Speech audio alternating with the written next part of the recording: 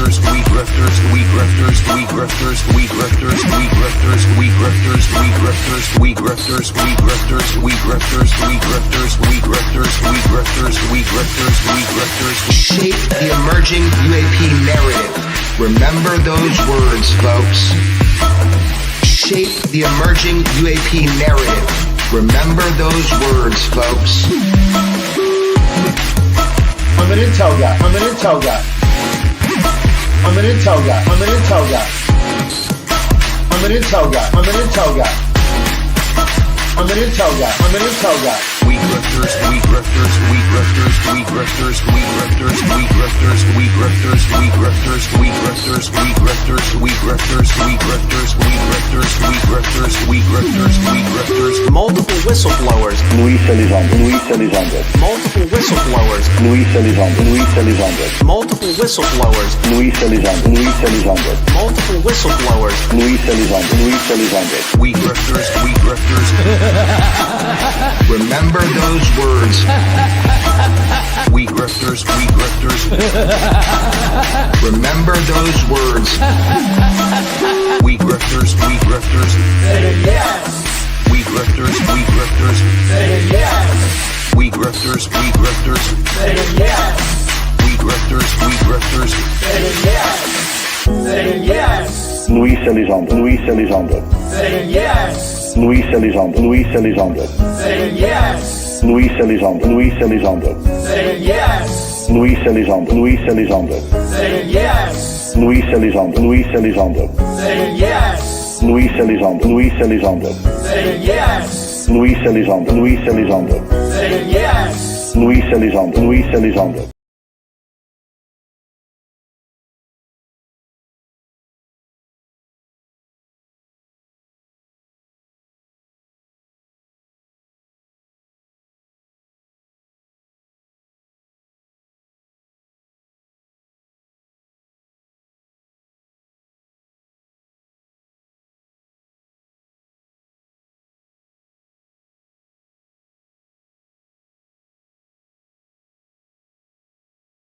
Oh, sorry about that. Thank you very much. Greetings and salutations and welcome, friends.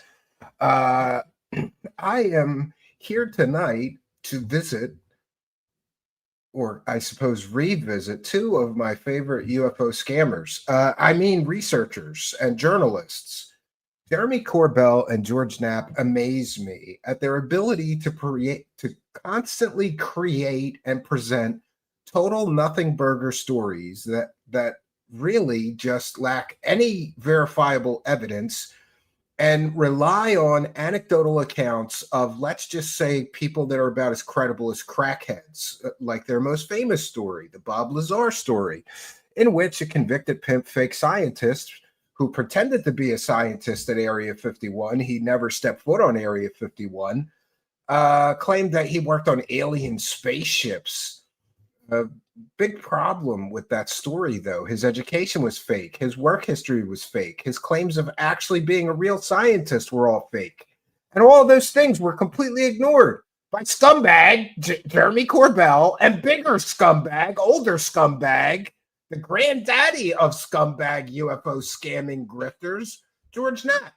And what you need to know about these two, well, one thing you need to know is that they both live in $1 million homes. And while they're living in $1 million homes, remember, George Knapp, when he's not a UFO scammer, grifter, is a local Las Vegas reporter. Do you know what a local Las Vegas reporter on local Las Vegas television makes? It's not much. Not enough to be living a millionaire's lifestyle. But when you add in the UFO scams, then that's when the big money comes rolling in. And these are some of the things that, you know, no offense, but we're pretty unique here. You people are out there looking for the truth about UFOs. Well, why are you going to a bunch of proven scamming, grifting, scumbag, liar dickheads like Jeremy Corbell and George Knapp? Why would you go to a dickhead like Jeremy Corbell, who's been, and by the way, Jeremy Corbell is a bored rich kid. That's what he is. He's a bored trust fund baby. That's what he is. He's been an MMA fighter, a yoga instructor. He invented his own form of martial arts. I think it's called bullshit foo, right? He's been a visual artist, a filmmaker, and now he's saying that he's a journalist. These are all careers that bored rich people that don't need to work for a living pursue as so-called careers. And by the way, he's a failure as an MMA fighter. He's a failure as a yoga instructor. He's a failure as a martial arts instructor for his fake, I think he called it quantum jujitsu, which is basically bullshit foo. He's a failure at that. And I think anybody that knows anything about filmmaking would say that he's a failure as a filmmaker. Not financially, but, outside of UFO circles, nobody knows about his films. He's a total fucking loser, Jeremy Corbell.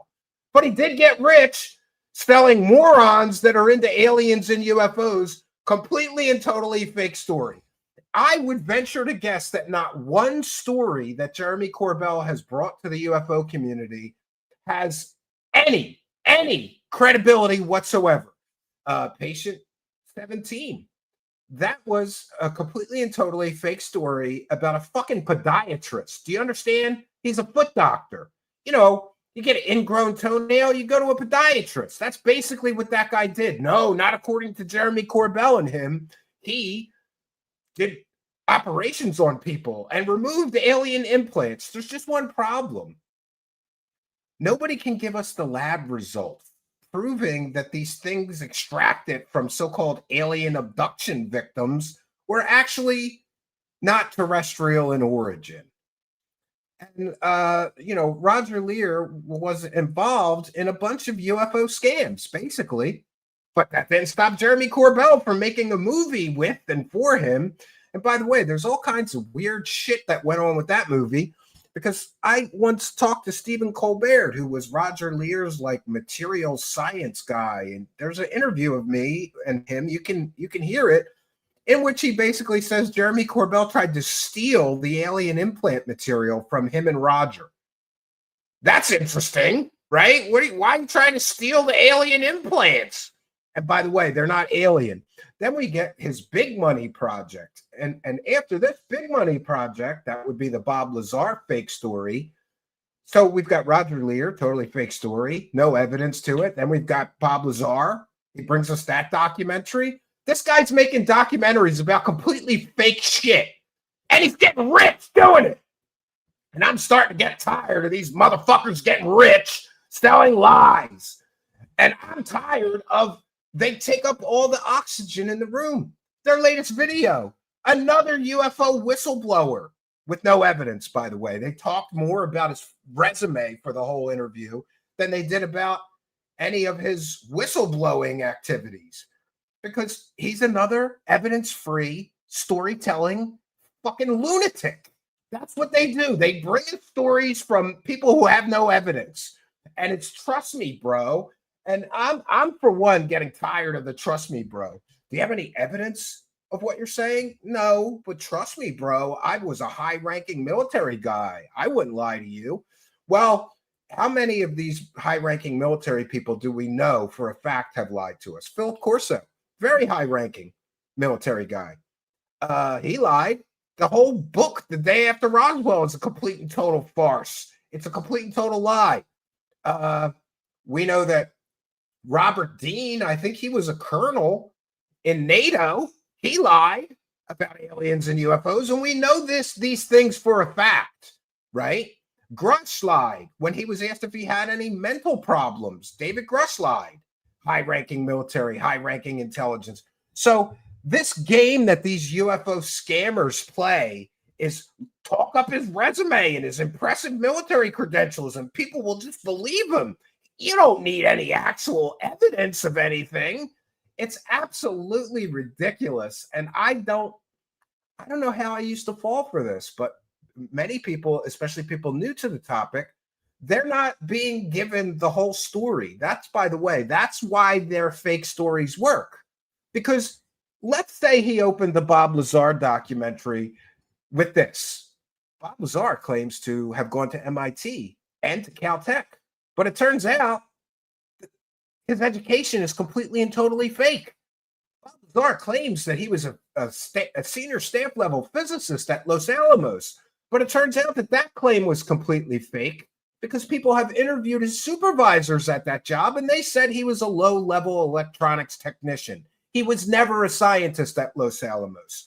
Oh, and by the way, there was a witness to the original Bob Lazar story. Well, not a witness. There was somebody that worked at Area 51. We covered a story on him. And as soon as the Bob Lazar story broke, he was an Area 51 security guard. He went through the logs of all the flights in and out. He went through all the check-in logs. When you go to Area 51, you're logged on the flight going in, the flight going out. You're logged as you step onto Area 51, and you're logged as you step out. And you must use your real name, legal name. What do you know? No Bob Lazar ever flew in or out of Area 51. So his claims are completely and totally fake. He never stepped foot on Area 51. Then we get the stunning revelation that while Bob claimed that he had ultra top level secret clearance, his wife at the time, the wife that he had when he came out with this story was a convicted murderer with very strong ties to organized crime, the Hells Angels. And him and his wife were having tremendous financial difficulties the entire time that he was telling his initial stories. He was, in fact, bankrupt. He owed everybody money. And he's a fake scientist. Later, he ran a whorehouse. I'm sorry, but real scientists don't all of a sudden give up their science careers and say, you know what? I really like whores. I'm just going to run a whorehouse. I'm not going to do science anymore. I could be banging these whores and making money off these whores selling pussy. That's what I'm going to do. I'm going to sell some pussy. Bob Lazar did that. No, Jeremy Corbell didn't open the documentary with those stunning 100% true facts about Bob Lazar. He only gave you tantalizing tidbits that would make you believe that maybe this guy is legit and maybe this guy is telling the story. You see, my friends, these UFO scumbag grifters, and let's be clear, Jeremy Corbell is a lot of things, but he's not retarded. All right, listen, he may be half retarded. Jeremy Corbell may, in fact, be at least half retarded, but he's still half not retarded. He can do the research that I've done and prove that every one of those things I've said is 100% facts and evidence. His supervisors at Los Alamos called him a liar. He was fired from Los Alamos for a scam to defraud the lab out of long-distance phone time somehow. And he was never an actual employee of the lab. He was a subcontractor through Kirk Meyer, who didn't hire scientists. They only hired low-level electronics technicians and janitors and shit like that. Jeremy Corbell could have given you all these facts, but I talked to him before the documentary came out while he was working on it. And I said, Jeremy, you're aware of these facts, right? And some of them weren't known at the time, but some of them were. Most of them were. You got to put that stuff in the documentary, right? And you know what he said to me? He said, if the story's not true, Stephen, there's no Netflix deal. I said, what? He said, Stephen, if I tell people the story's not true, there's no Netflix deal. Now, he didn't exactly get a Netflix deal, but that's what he was shooting for. He got a deal with Apple or Orchard or something, and they distributed to Netflix and all the other places. But this gives you a glimpse into Jeremy Corbell's mindset. He doesn't care about the fucking truth. He cares about the deal and the money he's going to get. Telling morons that Bob Lazar is a real scientist, a former government scientist, in fact. Not only is he not a scientist, there's no proof he ever worked for the government. Full stop.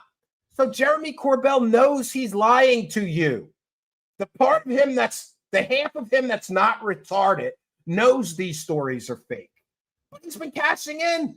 Guy's running around. What did somebody say? He's wearing a $15,000 watch, or was it a $50,000 watch?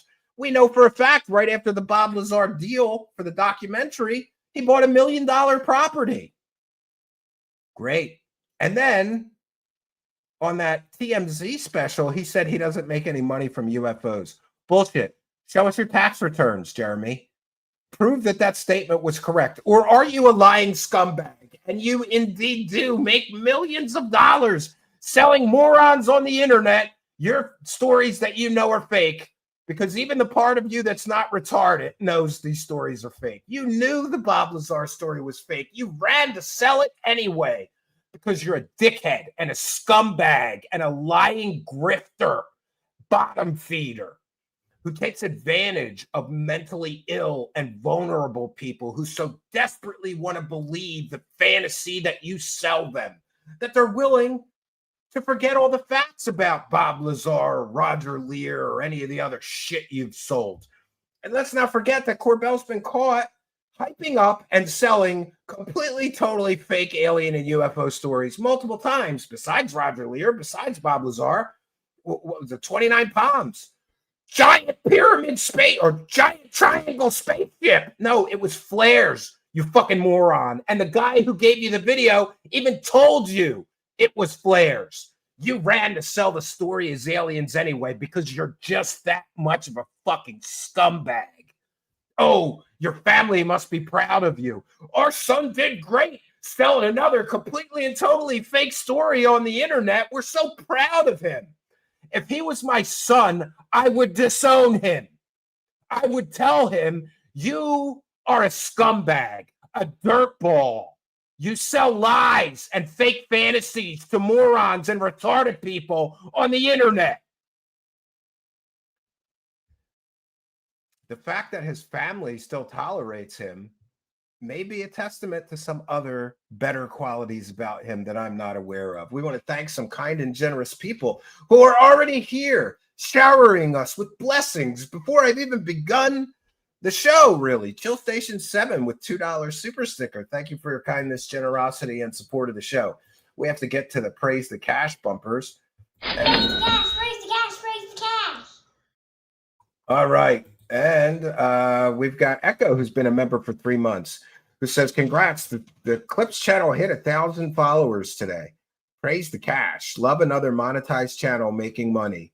Mocking David Wilcock and wackadoos. Well, thank you for being a member, and thanks to all who subscribe to the Clips channel. Now, the next thing is we have one more hurdle. We have to get 4,000 hours of watch time. So do me a favor, everybody. Just go over there and watch every fucking video over there. I need the money. Praise the Lord and praise the cash. Echo, long-time show support. Praise the cash, praise the cash, praise the cash. I did not set a goal tonight. Sheila Radler with 1, with 5. Stephen, please don't tell me Art Bell was a grifter. I love Art Bell. I'm not going to call Art Bell a grifter. Did Art Bell know that some of the people that he platformed were frauds? Probably.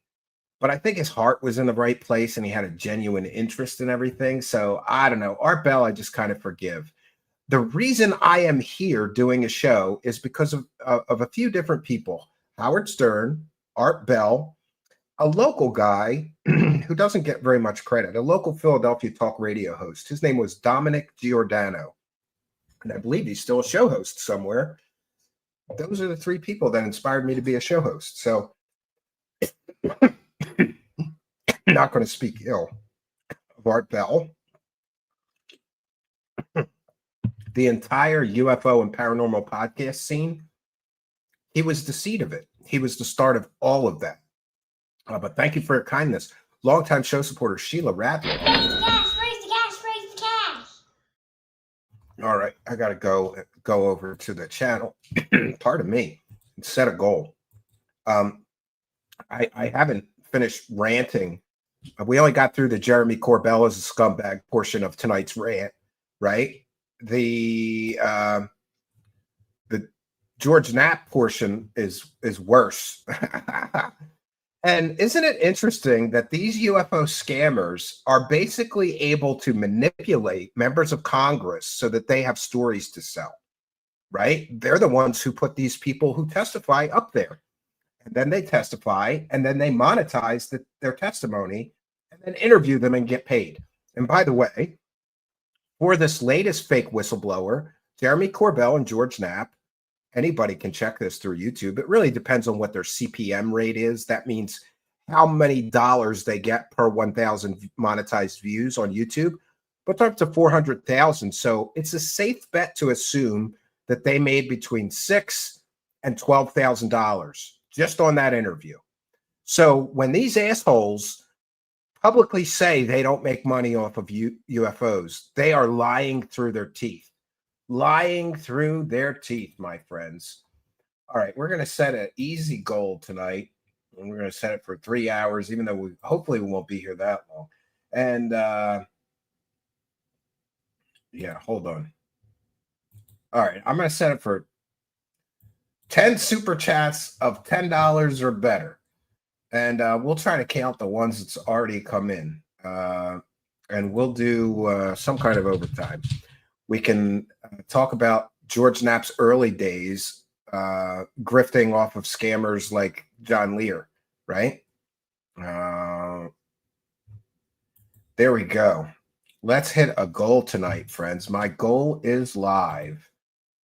Yeah. Okay, I did set it right. Okay, thank you, Sheila Radler. We'll take a moment to check in with the Kick live chat as well. For those unaware, we can actually share your Kick chat comments on screen now. They all get aggregated as is appropriate. And for those unaware, we read every single super chat. We thank every person who sends a PayPal pledge or buys me a beer or becomes a channel member or gifts a sub or becomes a subscriber on Kick. Any way you support us, we call it out and we thank you. Spooky says, bless the goal. Spooky, I didn't plan that rant about Corbell, but that's probably clippable. I got to start thinking about Spooky now. Like, I got to say some shit Spooky can clip. I don't like that, though. I like the show to be a little more spontaneous. I'm not going to actually, I mean, maybe if I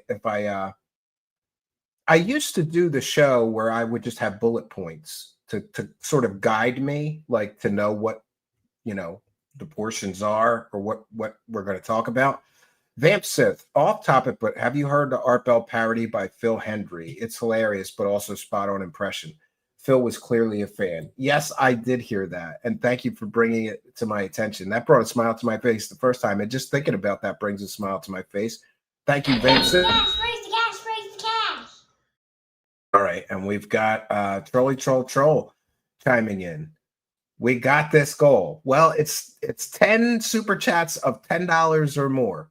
So far we're 0 of 10, even though we're getting some super chats. I don't know if I should start doing the DSP thing and just adding them up. The goal is $100. That's what the goal is for tonight. Thank you for your kindness, Troll. Raise the cash. I will check in with the PayPal pledges. I've just checked in with the chat and no honey, no money over there yet, but I'm hopeful. For those unaware, the Kick extra support has been incredible. It's like getting an extra paycheck. So please don't be shy over there on Kick.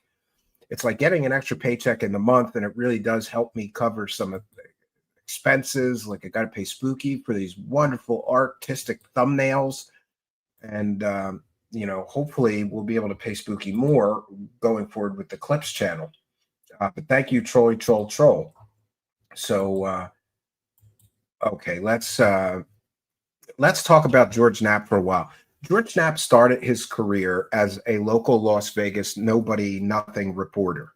Nobody outside of Las Vegas would have ever even known who he was had he not stumbled onto a particularly interesting side hustle, let's call it.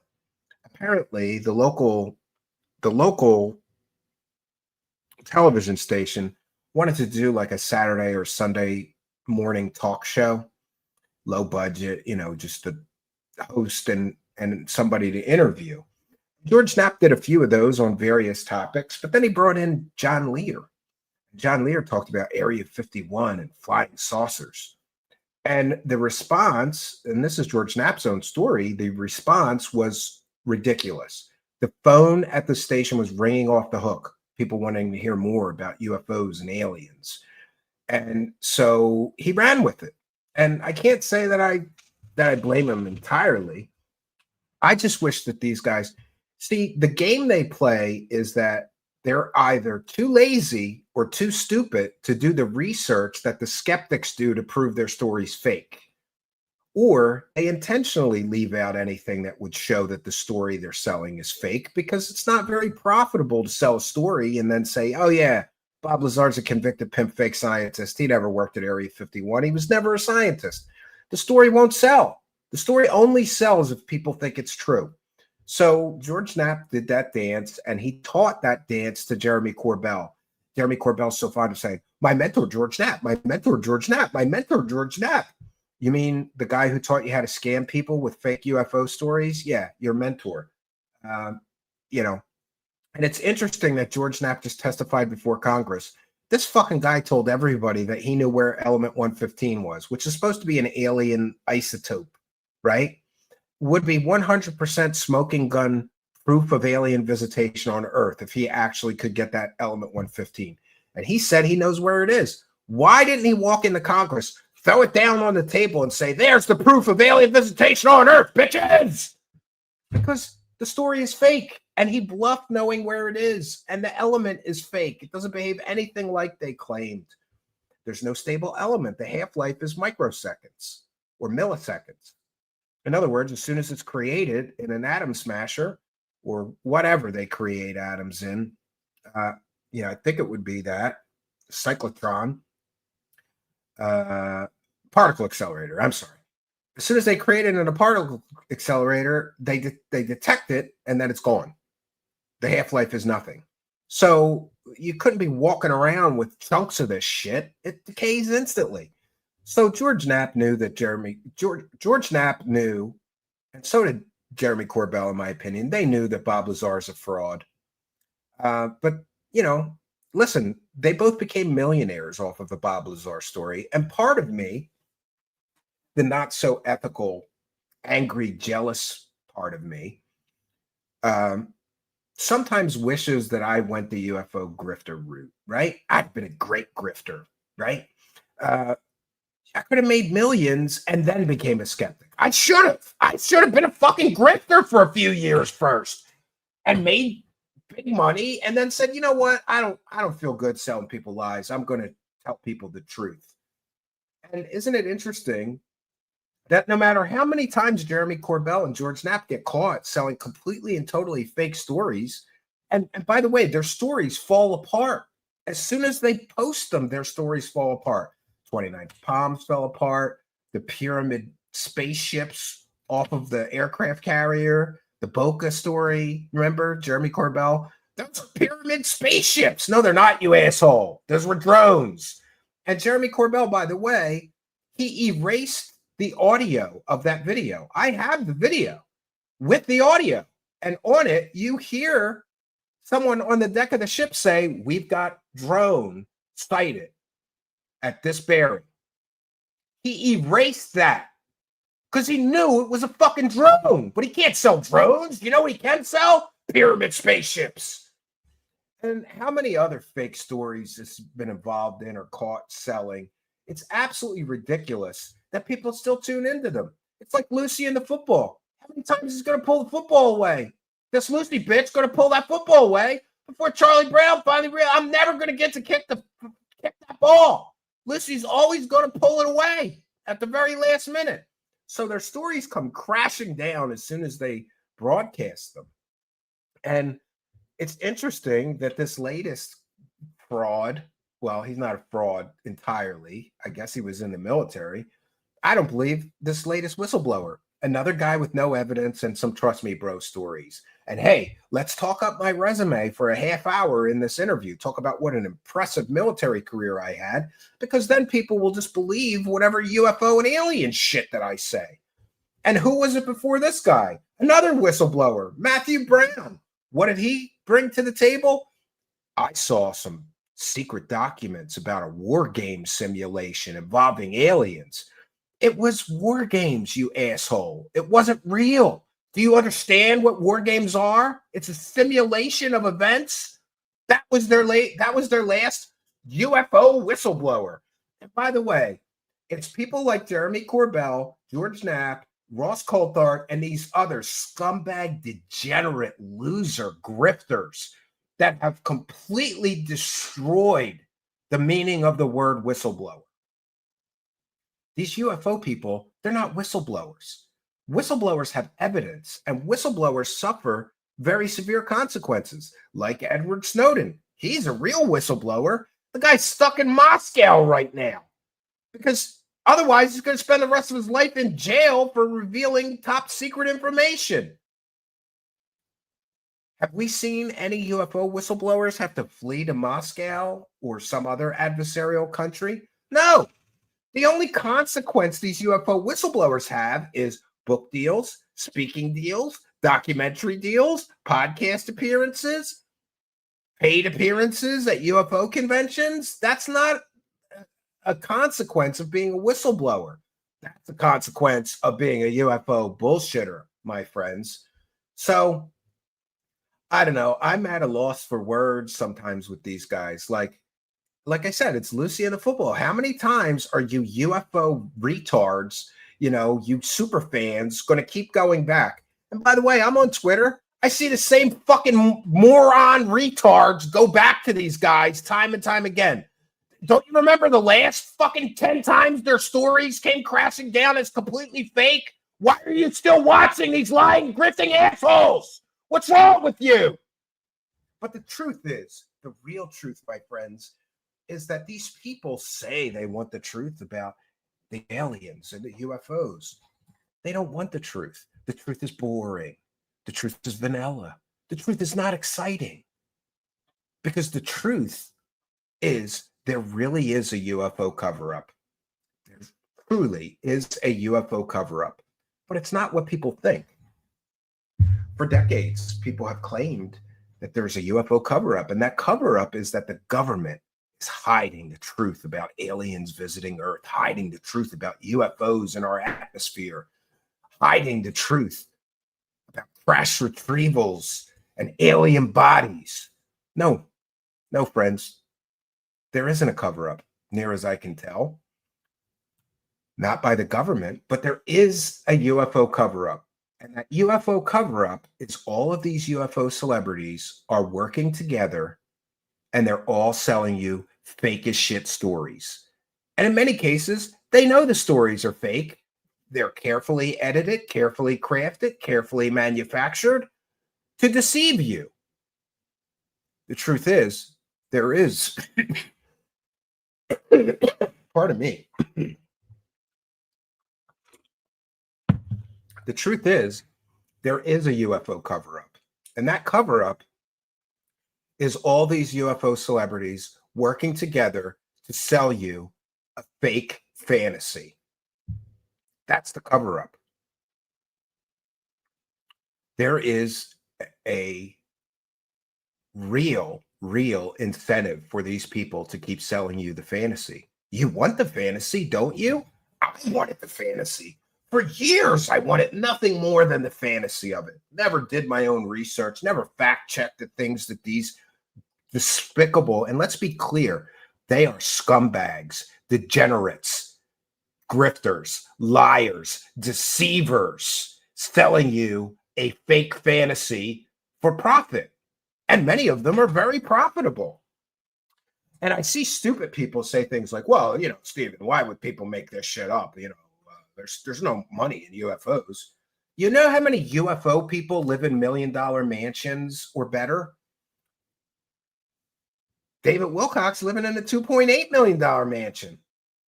Jeremy Corbell just bought a $1-point-something million property. George Knapp is certainly, I believe, living in $1 million property in Las Vegas. Tell me again there's no money in UFOs. Tell me again. And we've seen time and time again, some of these people get $20,000 to do one talk at a UFO convention. Tell me again there's no money in UFOs. Tell me again these people don't have a financial interest to create, to hoax, to carefully edit fake stories to sell you morons. Because the truth is, they do. And we've got basically moronic retards like the Good Trouble guy, Matt Ford, saying that skeptics are making money. No, go look there. Find me some skeptics that live in $1 million houses.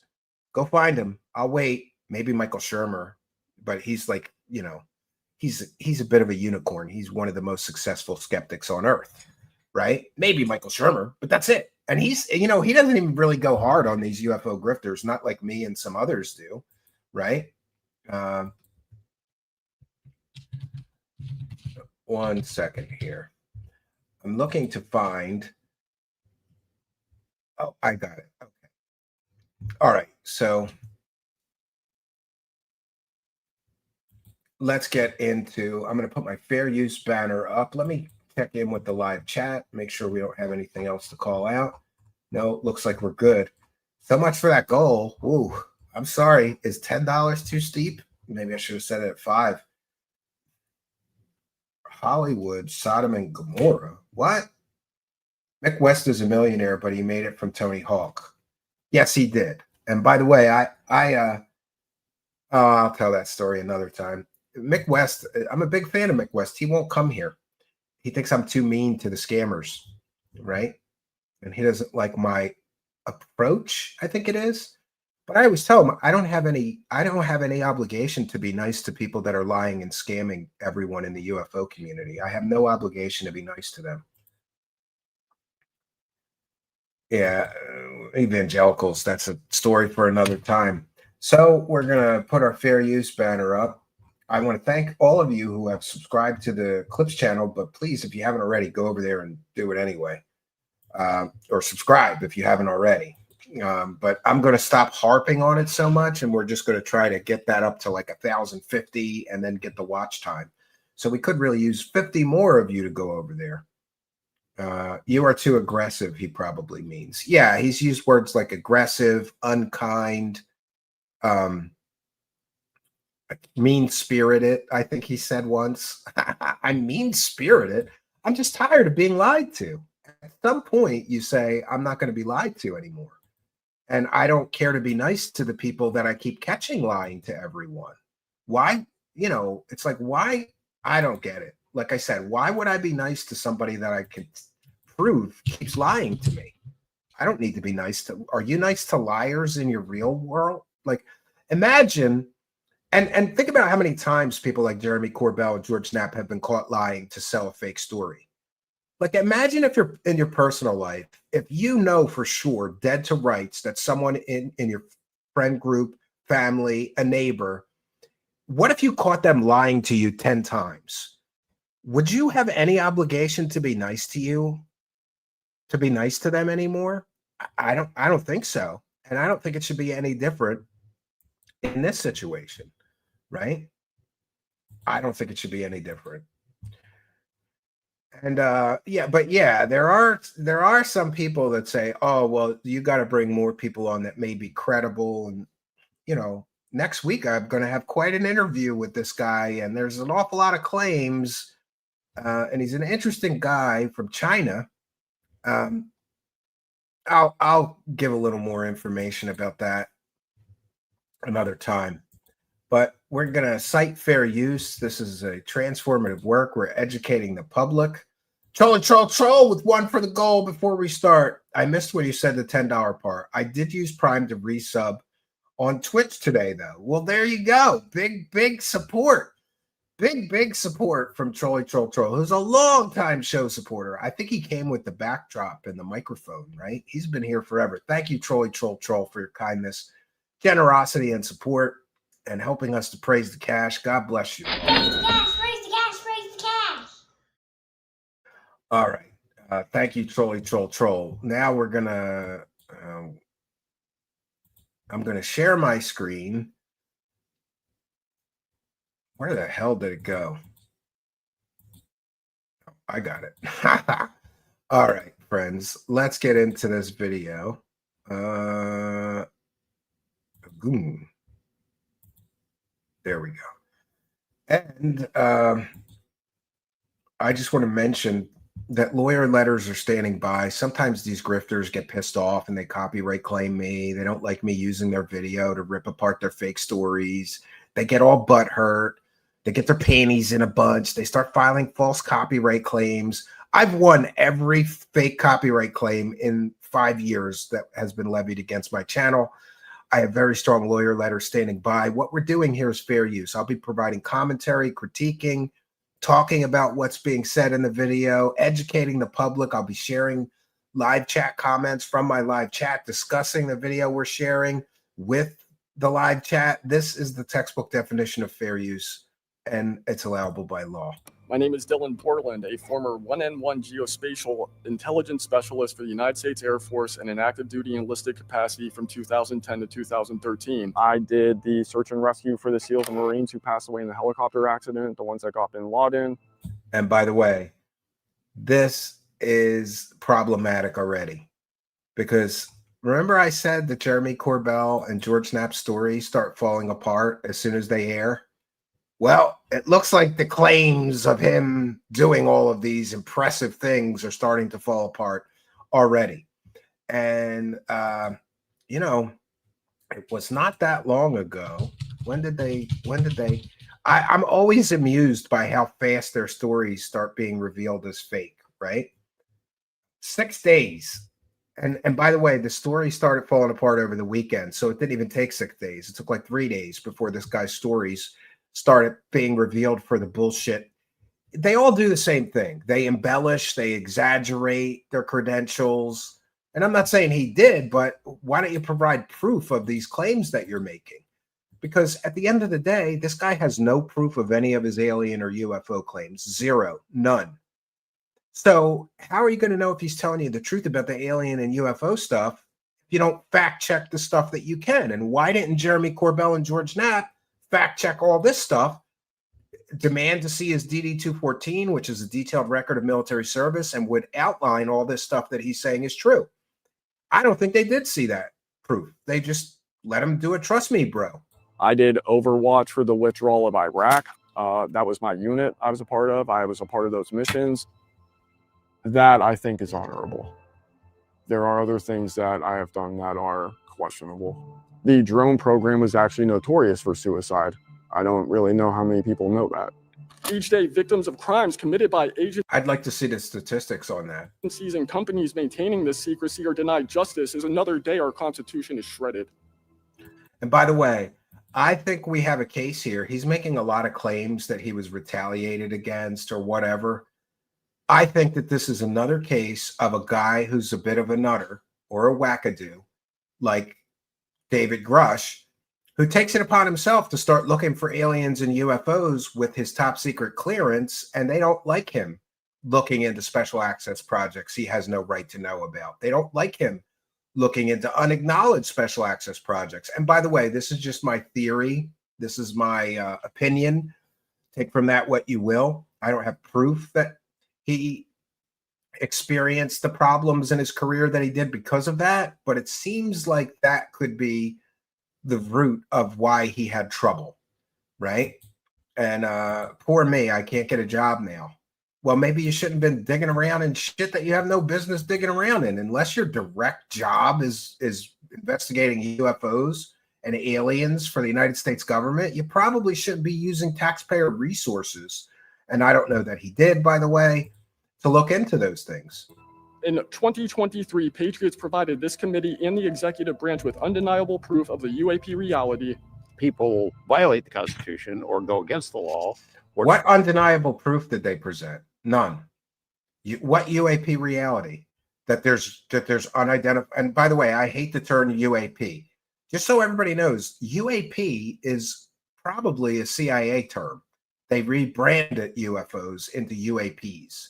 I still use the term UFO. The reality of UFOs, there's always going to be UFOs. The problem that I have is that these people equate that there's UFOs with automatically it's aliens. No, those are two separate things. There's always going to be things that are a little strange or unidentifiable in our sky. That doesn't mean it's aliens or that the government's hiding aliens. Treat people who are living up to their oaths poorly, threatening them, intimidating, then it has to come out. Crimes that were committed, sexual assaults I'm aware of, stalking I'm aware of. He's aware of sexual assaults. Is this related to UFOs? What does this have to do with UFOs? You're aware of assaults, including sexual assault that took place in the military? Why don't you blow the whistle on that? You're just going to keep your mouth shut about somebody getting AR'd? Like, this whole story is crazy. And it seems very carefully crafted to me to make it very dramatic. This guy has all this information. But what does somebody being sexually assaulted have to do with aliens and UFOs and him being a so-called UFO whistleblower? The truth is it doesn't. So why was it even included in this piece if he knows about something like that took place within the government? It's bizarre. Brake lines being cut. So you have Brake lines being cut. Is he talking about David Wilcock's famous story? direct knowledge of UAP being actual craft of unknown or non-human origin. I have direct first-hand knowledge and exposure to crash recovery, reverse engineering, as well as the most important piece of technology on the planet, and it's not the craft themselves. Yeah, it's the power system. So here's the trust me, bro. Here's the trust me, bro. We got to make sure that we get this in there. This is the huge trust me, bro. I have firsthand direct knowledge of crash recovered alien spaceships or whatever he said. We're going to play it again just so that we don't miss that point. And by the way, if you're going to come out in public and say this, shouldn't you have some fucking evidence? Shouldn't you have some evidence of that? You're just going to say it? Of course, he's just going to say it. He's not going to provide any evidence of it. He's just going to say it. Of unknown or non-human origin.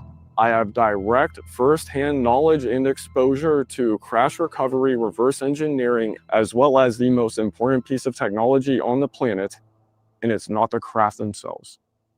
It's the power source. This is weaponized. This is bullshitized, yes. And I got to fast forward past his music because sometimes it's copyrighted. And we've had this conversation, and it's not the first time we recorded this conversation. I have a lot of time to think about everything, and knowing the kinds of things that I know, and also even before I came into this information, it is clear that these things are attracted to nuclear power. This gets into ditch run, my last day there, and that whole Yeah, so so far, all this guy has said has been repeating accepted UFO mythology. The government has a crash retrieval program, recovering craft. And you notice the ambiguous wording, right? Unknown or alien origin. Well, which is it? Just because a craft is unknown doesn't mean that it's an alien craft. But they put both of those terms in there, so you don't know. Is he saying that the United States government has recovered unknown craft or alien craft? I think the distinction is very important and should be made. Why did Corbell give both of those terms? Is it to give him an out when this guy has no proof of alien anything? Right? Could be. And now the other accepted bit of UFO mythology is the reason they won't tell us about the aliens and the UFOs is because they have free energy power sources.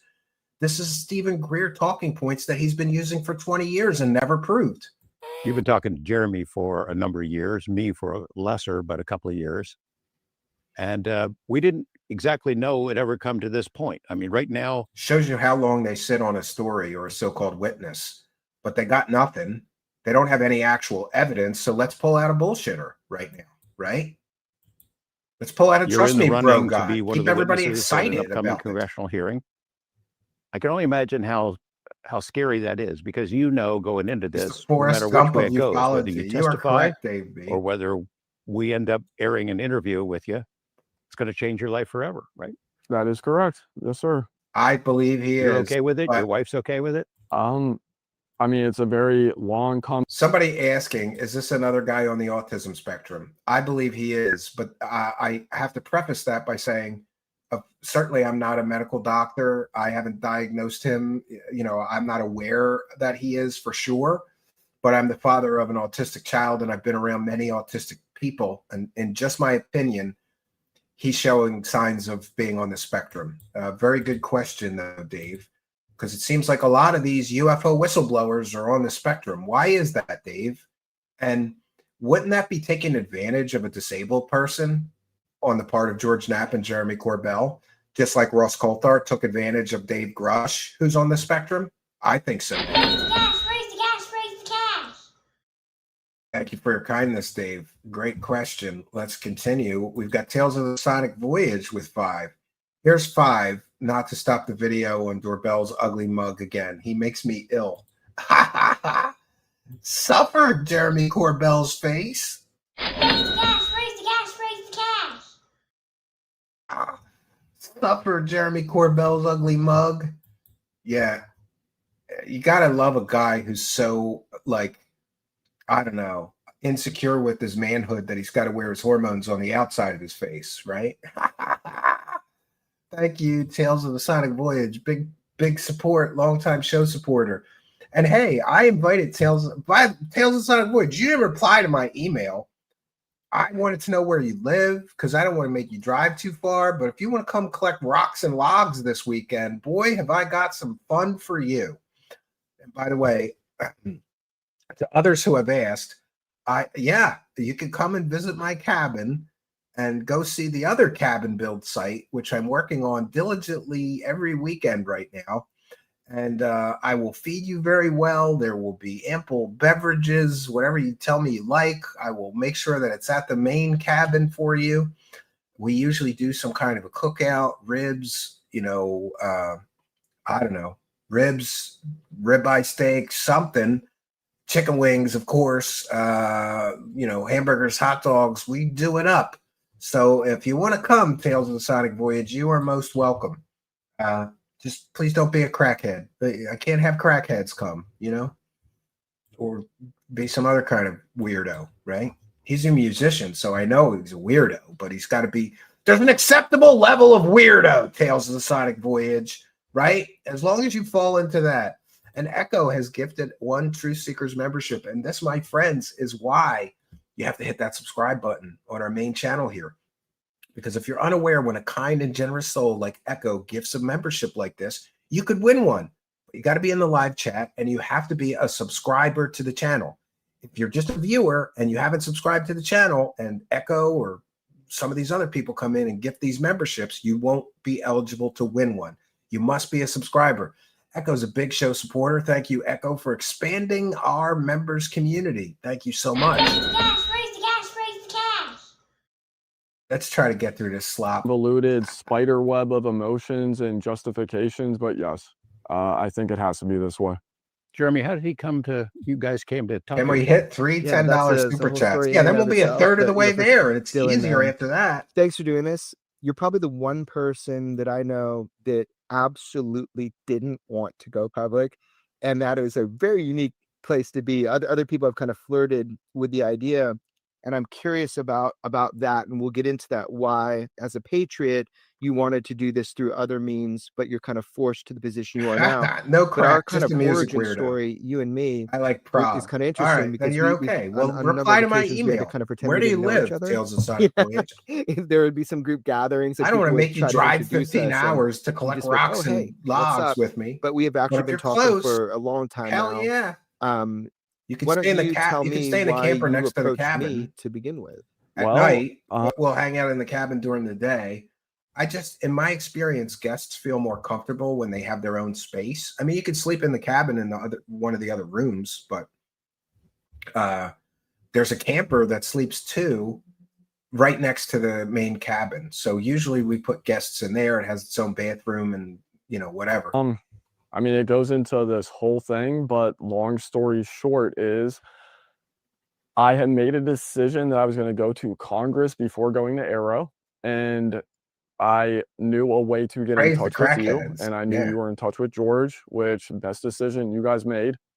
And I reached out to let you know that I was considering becoming a whistleblower, not giving the full details on how much, but that if anything happened. What kind of a whistleblower has no evidence? I'm sorry, congratulations for your courage to stand up and tell the American public that you're convinced that the United States government is hiding alien spacecraft. But don't you think you should have some evidence of that before you stand up in public like a goober and say that shit? Because no offense, but this guy is just another in a long line of a 70-year history of high-ranking military or intelligence officials suddenly deciding to confirm everyone's alien and UFO beliefs. It's kind of ridiculous. To me that you may see some things out there about me because I put in some security protections now 7-8 years ago. If the day ever came and I reached out and given you the heads up, and then I became a whistleblower going through the entire process. But by the time that you had come around to know who I was, you yeah, let's do it. were safe to know that I was firmly in that camp of the initial people that came forward before Dave Rush. Whistleblower in the sense of you're going to tell things that people that you worked for don't want you to tell. 100%. Yes, check your settings to receive membership. And an official whistleblower in that you went through the same process as David Grush with a full ICIG complaint. Yes, sir. You went through the same process as David Grush, who presented zero evidence. So does that mean you're like David Grush?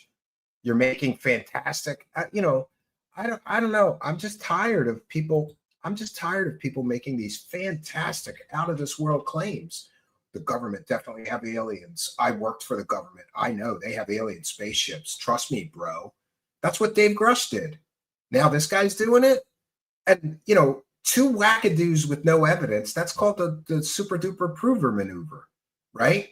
Two wackadoos saying similar things and neither of them have evidence. To UFO nut jobs like these guys, that means something. No, it doesn't. Each case should be evaluated separately. I still don't know where Tales of the Sonic Voyage lives, right? But does he even own a whistle? I'm trying to get my slave labor force going, but people are not cooperating. I have one person that lives like 20 hours away, and they offered to come, and I feel bad. I'm like, I don't know. That's 20-hour drive, bro. Like, I feel bad. Charles McDonald with one for the goal. All their books suck. Yeah, they do. Raise the cash, raise the cash, raise the cash. Charles McDonald is the MVP of gifting Truth Seekers memberships, by the way, and a huge show supporter. And thank you for your kindness, generosity, and support. And longtime show support. God bless Charles McDonald and all of you people gifting those memberships. And praise the cash, bitches. I don't know. I'm just getting tired of these guys all telling the same story, but nobody has any evidence. You would think one of them would scrape some evidence out of the government before they decide to become a so-called whistleblower.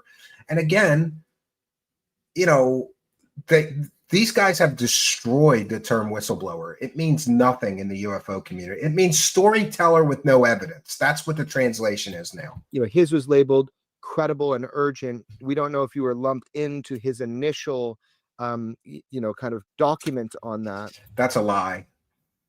When they said credible and urgent, they weren't talking about his alien claims.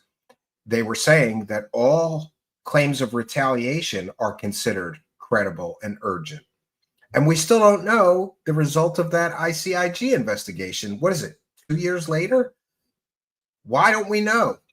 But absolutely credible. They used careful wordplay to sell the Grush story, claiming that the intelligence community inspector general called his alien and UFO claims urgent and credible. That was not the case. I talked to their office. They were not referring to his alien or UFO or alien body claims as credible or urgent. They were saying that any claims of retaliation against an intelligence community member are considered urgent and credible. But these UFO scumbag grifters twisted it to mean something that it didn't. Took the quote out of context to sell the story, because that's what they do. They carefully manipulate the story to sell it to morons. Well, the urgent part is your life in danger? Is there a threat? At that time, you're giving that statement to your life, right? Yes, sir. At least that's the way I understand it. And as you both know, that whole thing is a story in and of itself, trying to get to the ground truth of where I'm even at. And you guys are aware of my polygraph exam, where I disclosed I did file a complaint. And then during my polygraph, they're asking me about details of what I disclosed to the IG. But the way I understand it, the last time I talked with the attorney was, you are credible, not urgent. This happens. I didn't know if I got lumped under Dave, if because the issues I experienced had already come to pass, and they said they wouldn't do it again. But yes, that is the way I understand it. We're Never. talking about Never angel makers. I will never UAP-related apologize to the disclosures. We're talking about fake NHI, non-human intelligence. fake These are the scientists. primary things He's fake. that you were kind of stuck in the position that you had to raise the alert on. Issues with Arrow, issues with the whole kit and caboodle. And it's ongoing. I guess so now. I mean, I still can't get a job in the IC. No Title 10, no Title 50. If I want to work in the government, it better be somebody who needs a clearance, and I can't do intelligence collection analysis, dissemination. Why did his intelligence clearance get pulled? I don't think we're getting the full story from him. Could it be something like Grush, where he was digging into shit that he had no right to be digging into, and they pulled his clearance? Could be. Sheila Radler says, add this $5 to the other $5 to make it one for the goal. We will allow that. We will do that. So we're at 3 of 10 now. Thank you for your kindness, Sheila Radler. Praise the cash, praise the cash, praise the cash. All right, praising the cash, my friends. Let's continue our journey into the bullshittery. You did, what your service was like, image analyst, intelligence individual. Really want to serve my country. Yeah, and here's the thing. They talk more about his non-alien and UFO job history than they do about whatever he's claiming about aliens and UFOs. This is Dave Grush 2.0. Okay, we've got a guy saying this shit, willing to say it in public, but he doesn't have any evidence. So let's just talk up his resume so that people, may believe that what he's saying is true. Make his background and resume in the military and the intelligence community as impressive as possible, so people believe he wouldn't lie about the aliens and the UFOs, even though he has no evidence to prove anything that he's saying about the aliens and UFOs. This is an old scam. This is basically Lou Elizondo's scam, right? And eventually Lou Elizondo's whole story falls apart and his claims start falling apart. Then they did it again with Dave Grush. Talk up his resume. Then his stories start falling apart. This guy's story is already falling apart, but let's hear him out. Always knew. My dad, having been in the government, he said, get a government job. There's a pension there. It's job security. So I did fairly well in high school. My mom had lost her house while I was in high school, so kind of bouncing couches, staying in my grandmother's basement. But my guidance counselor wanted me to go to UPenn, and I wanted to work for the FBI.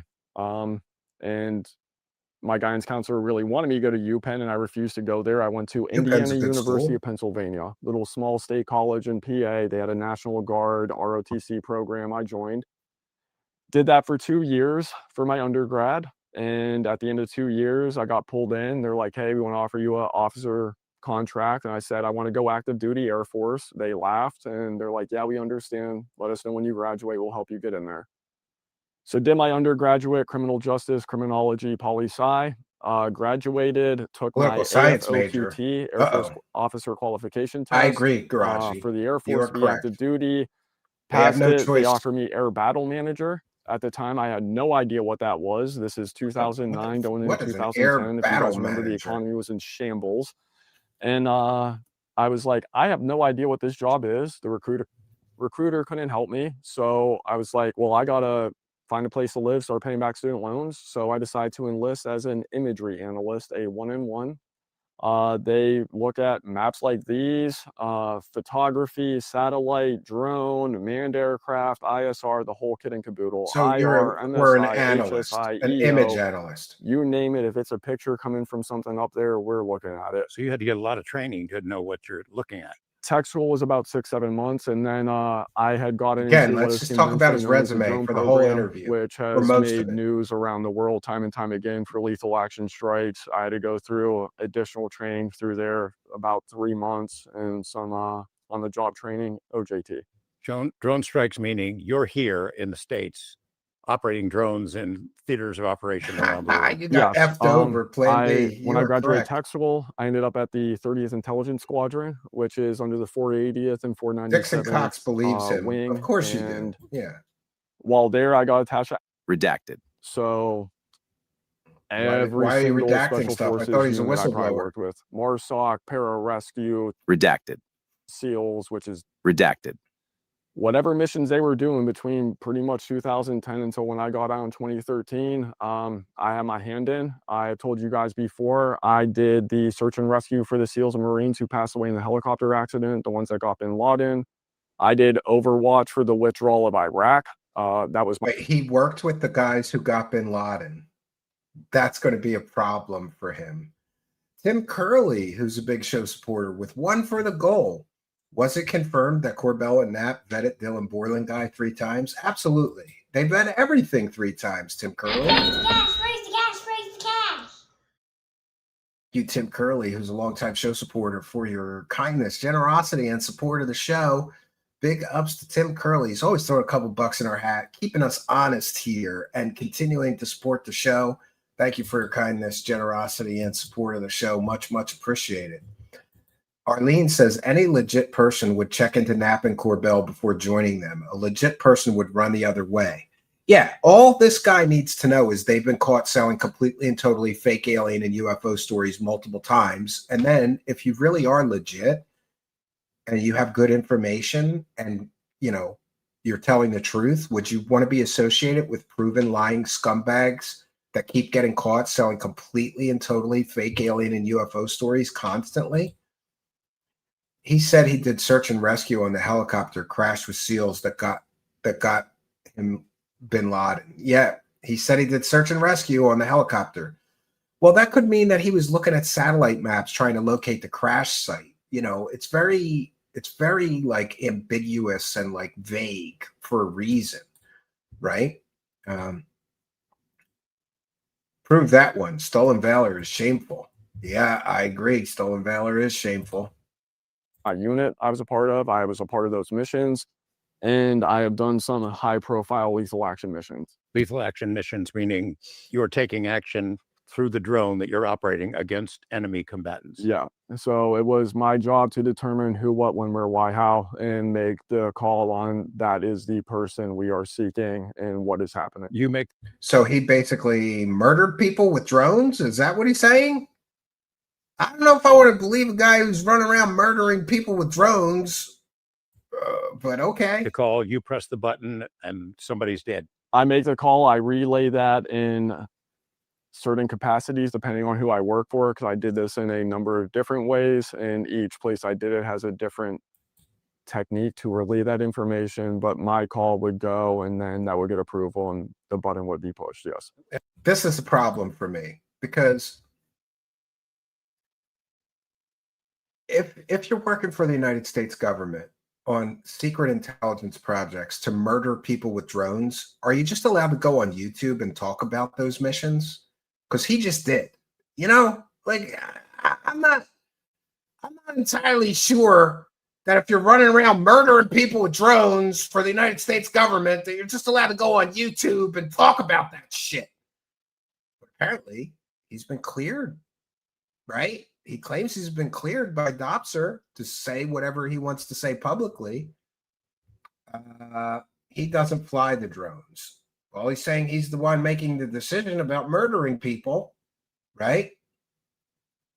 He's the guy that cried after 5 rounds.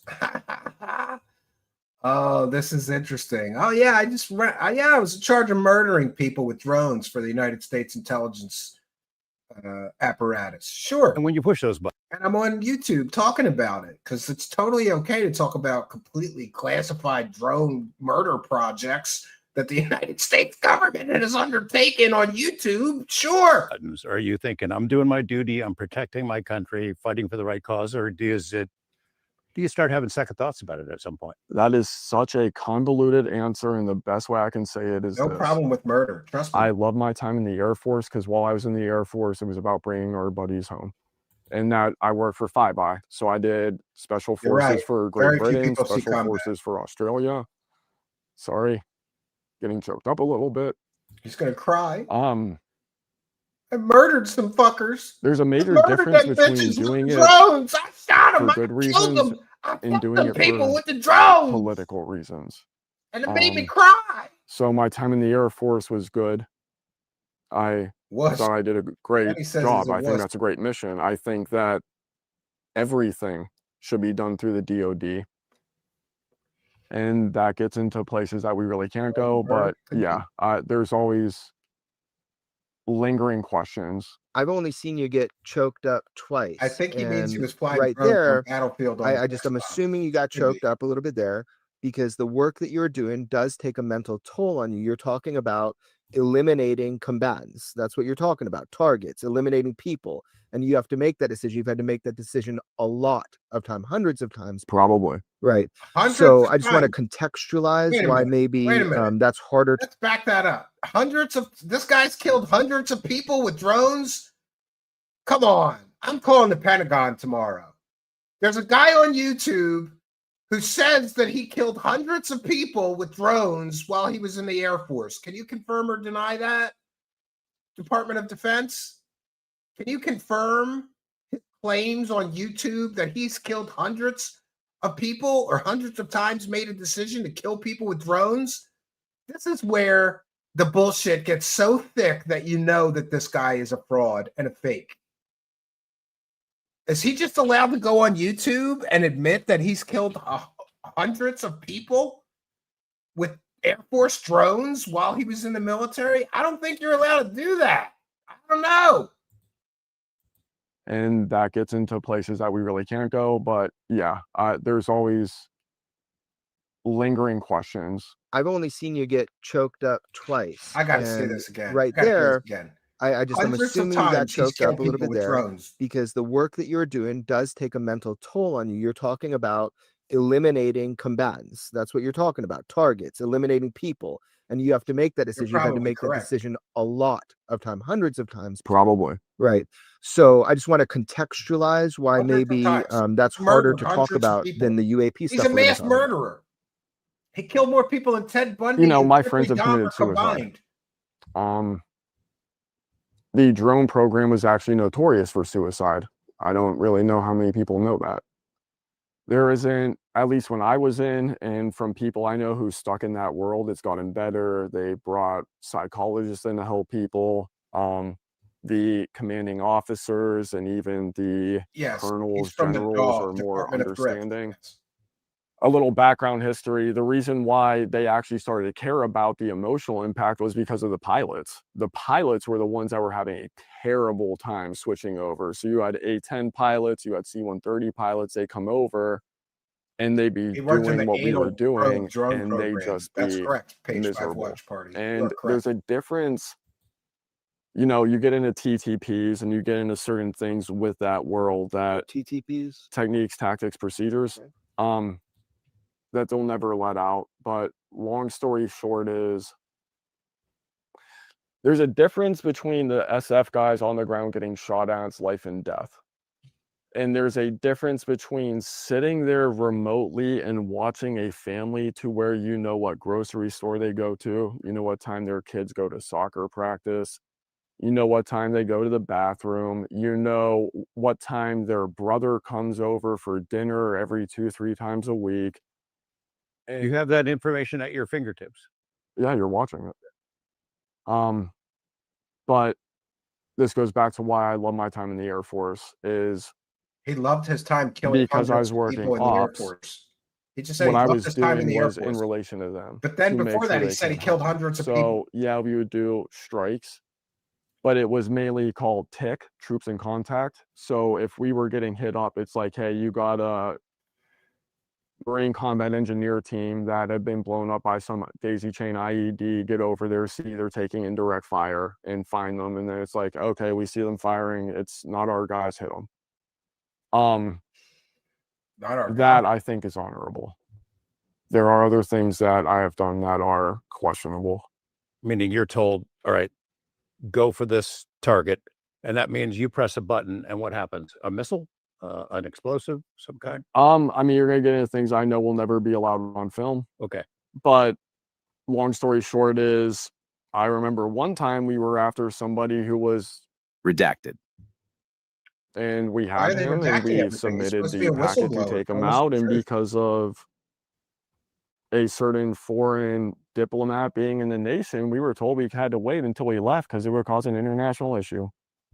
So Dylan's not like operating the trigger on the drone, but what he's doing, from what I understand, or were you? No. So what I did was I confirmed who it was, so that way the person would take the shot. So he's creating these packages of intel and basically designating let's hit the goal tonight. The move or the target should be hit or not hit. You're not actually pressing the button that fires an explosive that blows something up. No. But your decision is key to that happening. Without your decision led to the murders. He didn't actually. And you've done that hundreds of times.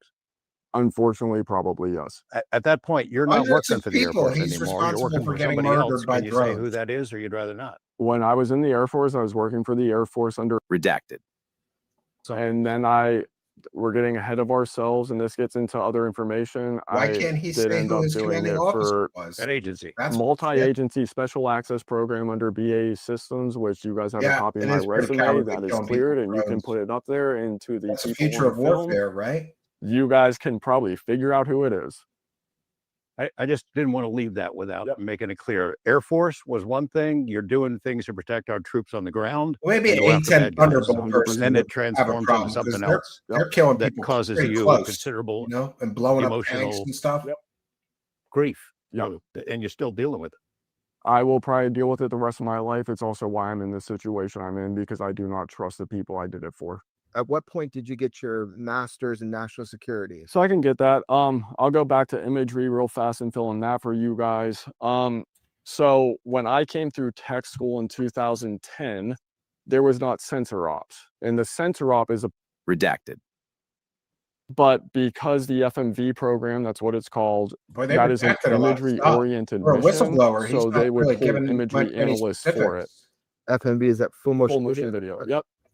So I believe they're redacting so much stuff so that people can't fact check his statements. That's my personal belief, and I'm entitled to it based on a number of times these guys have intentionally withheld information to stop skeptics from ripping their fake ass whistleblowers and their fake ass stories to shit. Oh, I had to go through imagery analysis tech school. So MSI, HSI, EO, IR, satellite, drone, manned aircraft, you name it. If it is in the world of imagery for our government, I had to go through that tech school. So looking at nuclear power plants, order of battle for air, ground, naval, basically whatever can come across the desk in a picture, we had to go through tech school for it. And then when we went through there, depending on where you ended up, some of us were pulled into the drone program. But the image analyst, meaning you can see everything. So let's say there's a home, there's a family lives in a home. One of them's a suspected terrorist or terrorist leader. You can see who's cooking dinner, who's coming in and out. What kinds of things can you determine? Arlene with a very good and astute observation. Arlene says, even 40 years after losing her clearance and leaving the Department of Defense, my mother, has still never told any of us what she did. This guy is absolutely full of shit. I would tend to agree so far. It depends on how long you're looking at him. It depends on what you're shooting with. It depends on what the tasking is. A lot of times I'm working with SIGINT guys, human guys. I mean, we're all kind of in a room together. We know a little bit about what everybody does, and you kind of pick up a little here and there. You convey information to the redacted who presses the button. But can you convey how? Do you give them context? Do you say, all right, this is how many people are in this building, or what kind of that's part of the job. I mean, it depends on how you're looking at it.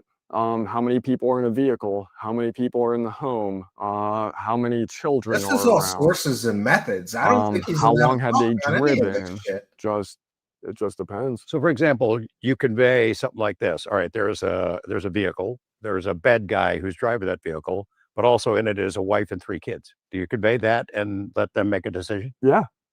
Yep.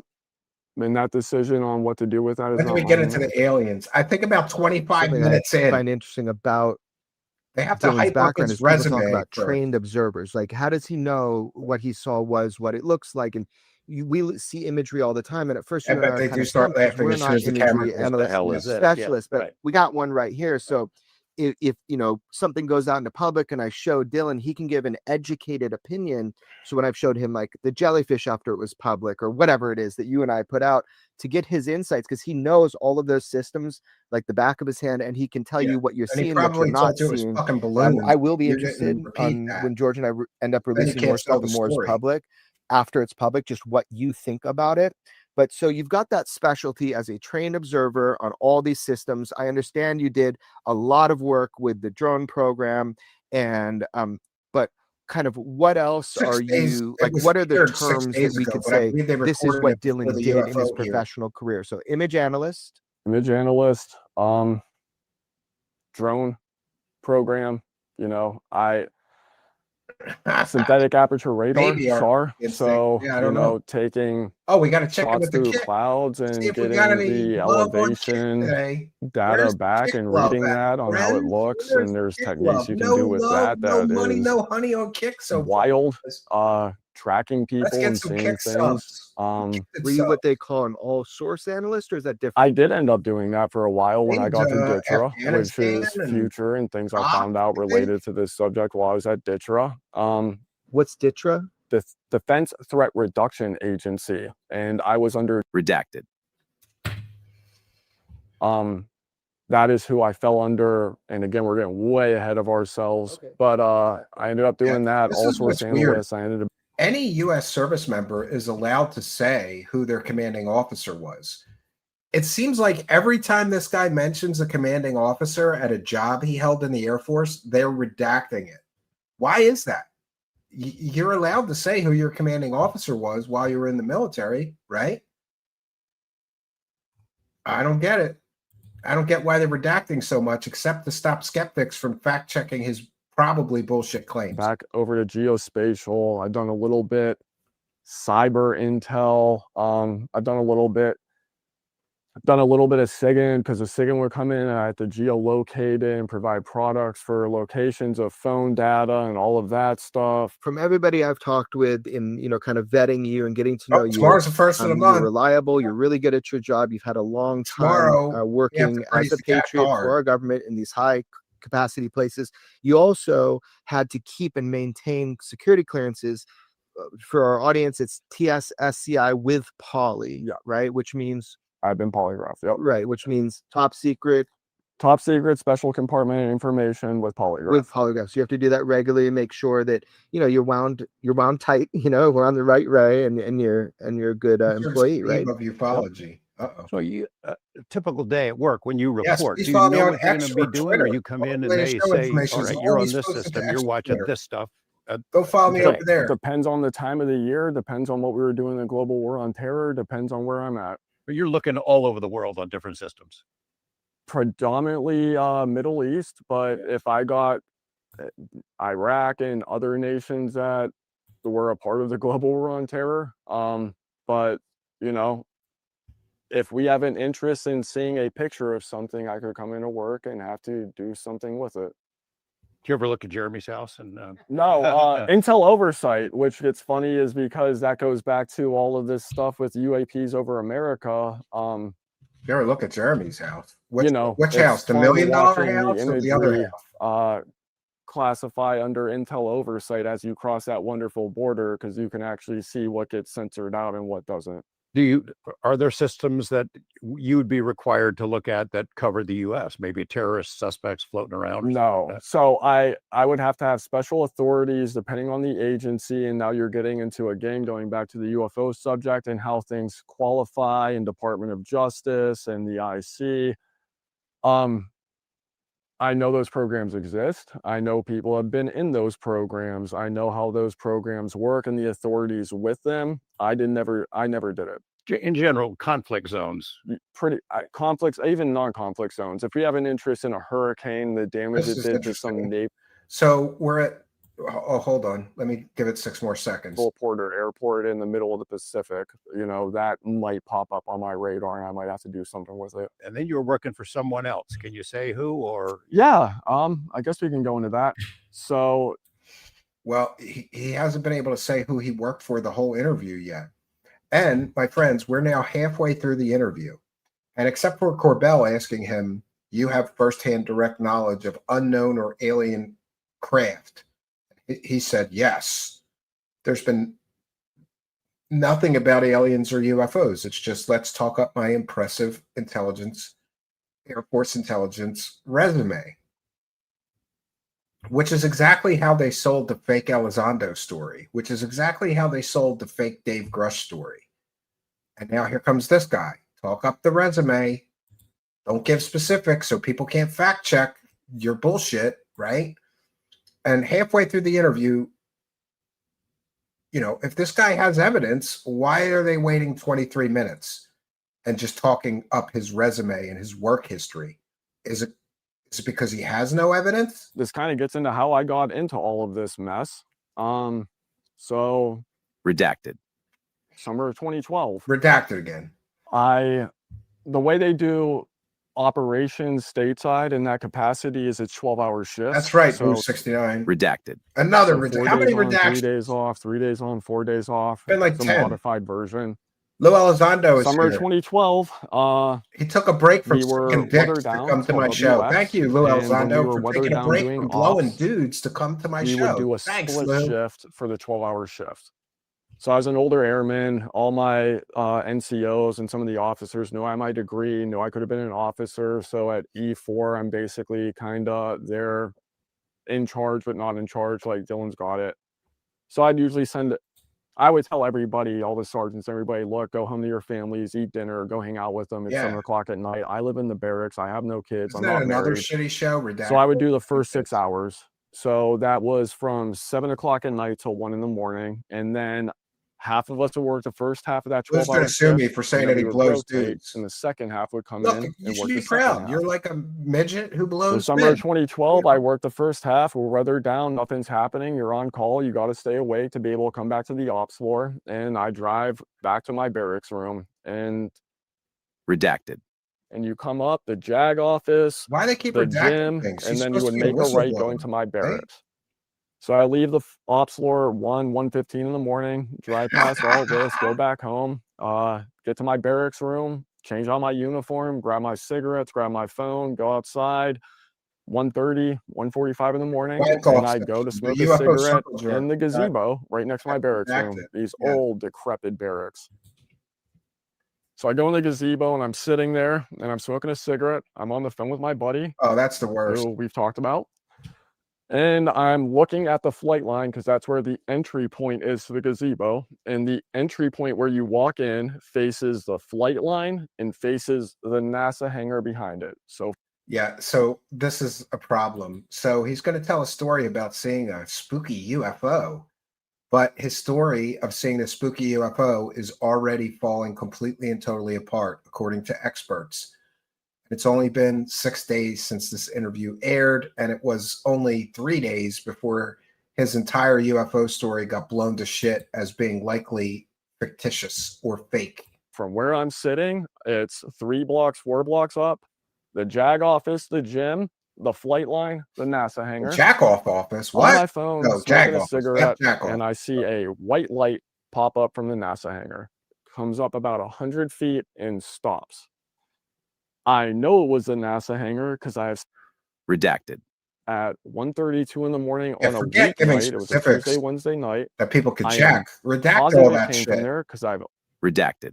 How many times are you gonna redact something he says? This is so stupid. He's supposed to be a whistleblower. Testing some redacted. No big deal. So this white light pops up and stops 100 feet. I light my cigarette. I finish my cigarettes about 6-7 minutes after. That's about how long it takes to smoke a cigarette. And I start walking towards the flight line because I'm on call. I have to go back to the ops floor if the weather clears.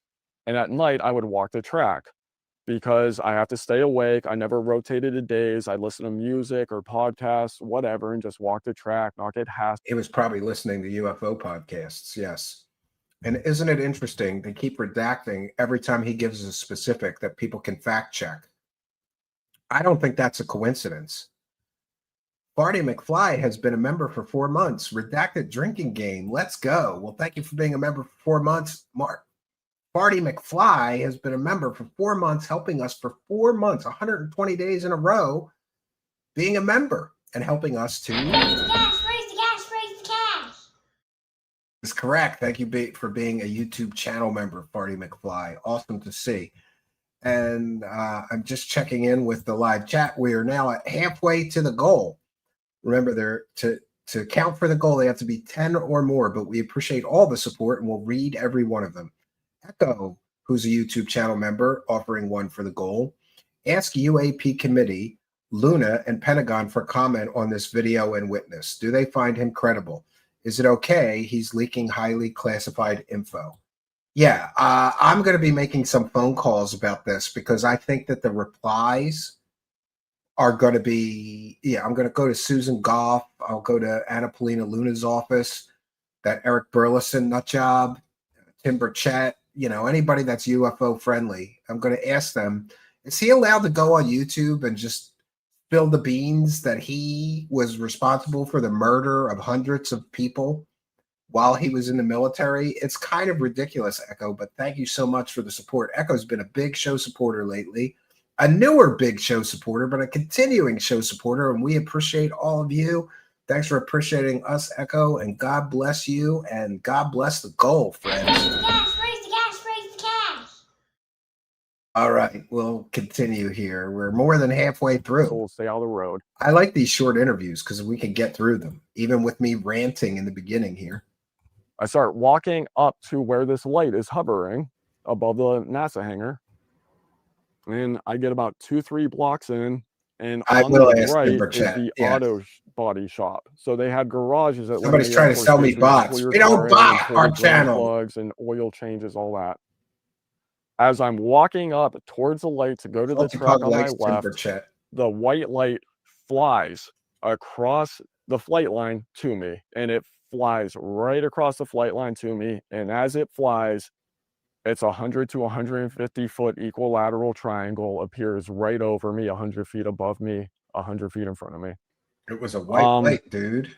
The triangle had we're gonna go over that. Flake paint. You're spoiling the guy, and it looked don't like spoil the soup before it's made, Spooky. Like you You're could see fucking up my show. Off of it. Equilateral triangle. I could only see we can talk about it now. Apparently, he's lying here, and he had no line of sight to the flight deck, and people have proved that. Proven 100% that he had no line of sight from where he claims he was at to the NASA hangar or the flight line. So somebody's lying here. Somebody's making up some shit, and Spooky's ruining my show. I have some evidence about that I was going to share after we get through this cavalcade of bullshittery, Spooky. In angles, it was a 90-degree right angle all around. I could not see the top of it. There were 4 lights.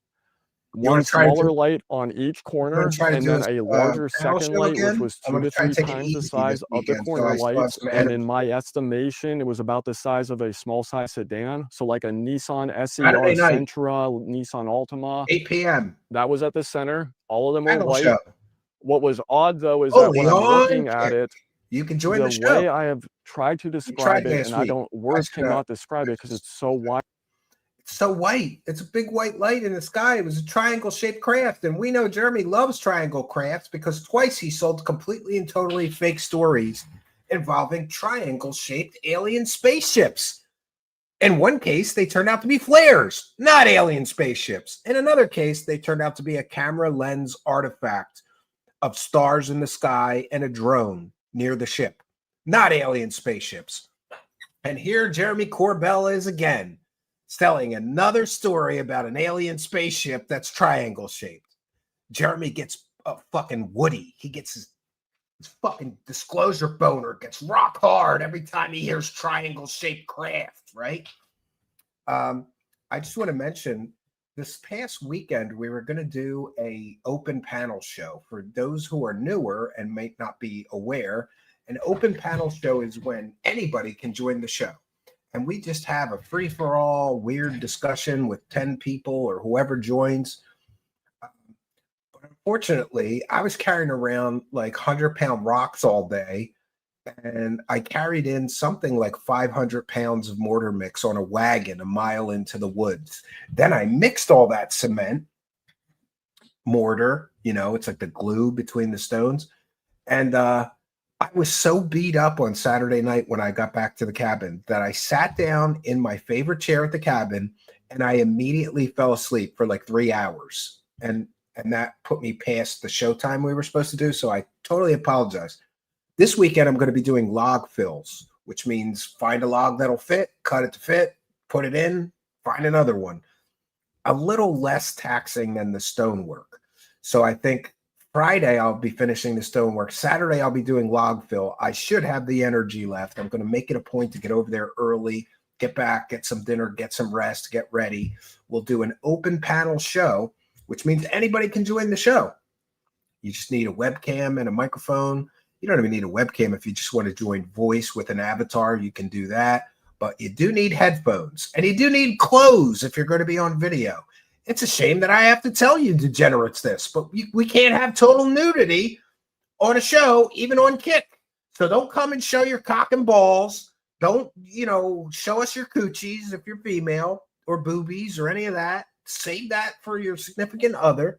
Wear clothes and wear a pair of headphones, and you can join the show. And yeah, Spooky, where's the fucking thumbnail? You were supposed to have it last week. Right? I never got a thumbnail. Spooky's a menace. All right. Starlight Warrior with one for the goal. Thanks for doing the work. Thank you for the shout out. Shout it out to my channel. Mr. Elizondo, a.k.a. Trust Me Bro, should know you are ready. Stephen, keep up the fight. You were followed by many who appreciate you. Well, that's why I do it. I do it because I think there needs to be a counter argument in the sea of fantasy, bullshittery, fakery, and fraudery. And to be very honest, I think just about every other show that covers these topics is more or less completely dishonest. Either that, or they're too early in their journey through the bullshit, and they haven't woken up to the reality of the fakery, fraudery, and scams and hoaxes. Most UFO shows won't even acknowledge that this entire subject is filled with fakes, frauds, con artists, scammers, hoaxers, degenerate scumbag grifters, and those are just the good guys, Starlight Warrior. So there needs to be some show like me. I'm here because there needs to be that counter argument. There needs to be somebody peeling back these layers of deception that are used to create this fake as shit fantasy and showing people the truth behind how these stories are carefully crafted, deceptively edited. Look at this story. Every time he mentions a commanding officer that we can fact check, they cut it out of the interview. That's not by accident, Starlight Warrior. They're trying to stop the skeptics from ripping this guy's fake stories to shreds, in my opinion. But thank you, Starlight Warrior, who's been a big show supporter lately. And we appreciate you, Starlight Warrior. Go check out Starlight Warrior's channel. We appreciate you. Thanks for appreciating us. Raise the cash. All right. And I'm just checking in. We are now more than halfway to the goal. We're going to count Sheila Radler's. Sheila Radler gave 2 $5 super chats. But we said that the goal super chats are 10, so we're going to count. It says 5 of 10, but we're really at 6 of 10. Can we get 4 more? Can we hit the goal, bitch? I think so. With all these kind and generous people, we're sure to do it. Yes, Arlene's got to remind everybody too. Do not forget to wear clothes if you join Steven's panel shows. Yes, and please don't like smoke crack or have a lot of drug paraphernalia behind you. I think even Kick doesn't like that. And, don't get an 8-ball of Coke and do it on the show. The fact that I have to say this shit proves that my audience is full of degenerates, but you're my kind of degenerates and I love all of you. Just please behave. If you're going to come on the panel show, behave, wear clothes. Don't get, don't be snorting meth or getting all tweaked out. And, you can drink, but don't drink to the point where you pass out drunk, because somebody's done that before. They literally passed out drunk on the panel. That was a wild show. Remember that, Arlene? Must be a machine. Dead fish cheese spread. What a user ID that is. I filed a MUFON report for an orange burning crystal. 4 days later, the Air Force reported an orange and white object had crashed into their fighter jet and had to emergency land. I'd like to see the paperwork from those events, right? And I will check in once again with the Kick chat. Can we hit the goal? I will count any kick support to the goal. Tonight, if you become a subscriber on Kick, it counts towards the 10 goal. But you got to give 2 subs to make it count. So can we get 2 gifted subs on Kick? And we'll count it towards the goal. I'm turning into DSP. I'm fucking making deals here, trying to hit this lousy goal, right? Lord Ludicrous says, I remember the dude falling out of his chair. Yeah. Somebody on a panel show got so drunk they fell face first out of their fucking chair and face planted right on the show, live, right? That was something else. Yes, that is frowned upon. Yes, yes. My first dono was for $5. If I give it up, yes, troll. Give one more and it'll count towards the goal. We will count it, but we got to stop playing. Let's make a deal, and everybody just give me the $10. Turn it into Dark Side Phil. I'm making deals now. Okay, if you give another 5, you already gave 5, we'll count that towards the goal. We are at 6 of 10. So yes, troll. If you give another 5, we'll count that towards the goal. And then we'll be at 7 of 10, even though the counter says 5 of 10. But I'm still hopeful that some kind and generous souls will just give the 10, stand up and be counted, bless the goal, bless our, bless our show, so that we can continue doing this show. Face plants are too funny. Yeah, Archduke Instinct. Reminding everybody, stand up, be counted. God bless the goal. Yes, everybody should stand up and be counted, including you kick chatters. Must be brokies in the kick chats. And I don't know. I don't know what's going on. It's the end of the month. That's what's going on. Brother, can you spare $1? Yeah, everybody's withholding, good goy. That's what's going on. I know you got it. Get your credit card. All right. Spooky says, Stephen panel thumbnail cooked, sending now. Yeah, and you might want to give me some content to share. I don't know what we're going to talk about or what we're going to do. I thought maybe we could have a watch party, right? But then we're going to be stopping it so much it'll take us ages to get through something. Must have been at least 2 years ago. Yeah, we haven't had anybody falling over drunk in a while. But you know what? It was definitely good for views. So hey, if you want to get drunk and fall and face plant, I won't stop you, right? And you'll probably make it to the fucking Clips channel if you want to be a little internet famous. So, Wild seeing it. All right, now I got to reset and get back into this guy. All right, let's do it. Is imagine taking a picture of the James Webb Telescope where all those colors of galaxies are out there. Imagine those colors, make them yellow, gold, put them on top of the aircraft and make it a lava lamp, because the whole outside had this yellow transparent glow coming all around the craft, and it was pulsating. So this thing flies to me, it's a light. All of a sudden, while it's flying to me, this triangle appears. I can't tell you if it was active camouflage. I cannot tell you if it manifested around it. The only thing I can tell you is that light came and a triangle appeared around it. My cell phone gets incredibly hot and completely freezes and shuts down. Stop I'm under it, and the first thought in my mind is literally, okay, so this is real too. Like, I've been in redacted again, access to things, and I'm like, okay, another thing that's real. Hours. I would initially suspect so. I mean, it was on the base, due to things that I found out, having been in government for long enough and knowing certain truths, and having been through the whistleblower process and understanding questions and why they're asked and how they're asked. I am now of the opinion that what I saw was not ours, but this gets into a troubling precedent, which is, if that one wasn't ours, then why? Redacted.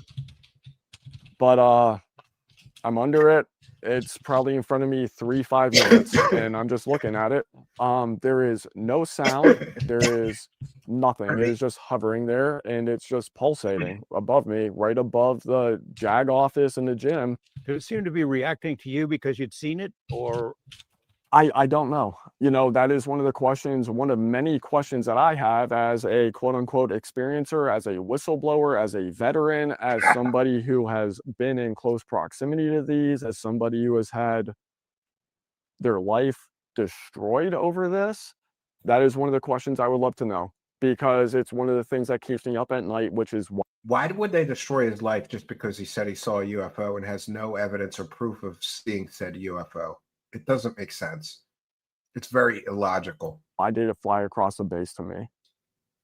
You had said before you've seen these balloons come out of the NASA facility. They weren't glowing. It would be like a light, you know. Like a balloon. Yes, but this one was glowing, and it seemed to have come out of that same spot. Or do you know it came out of there? What I am 100% sure of, I cannot tell you it came out of the hangar. I am 100% sure it came from that hangar.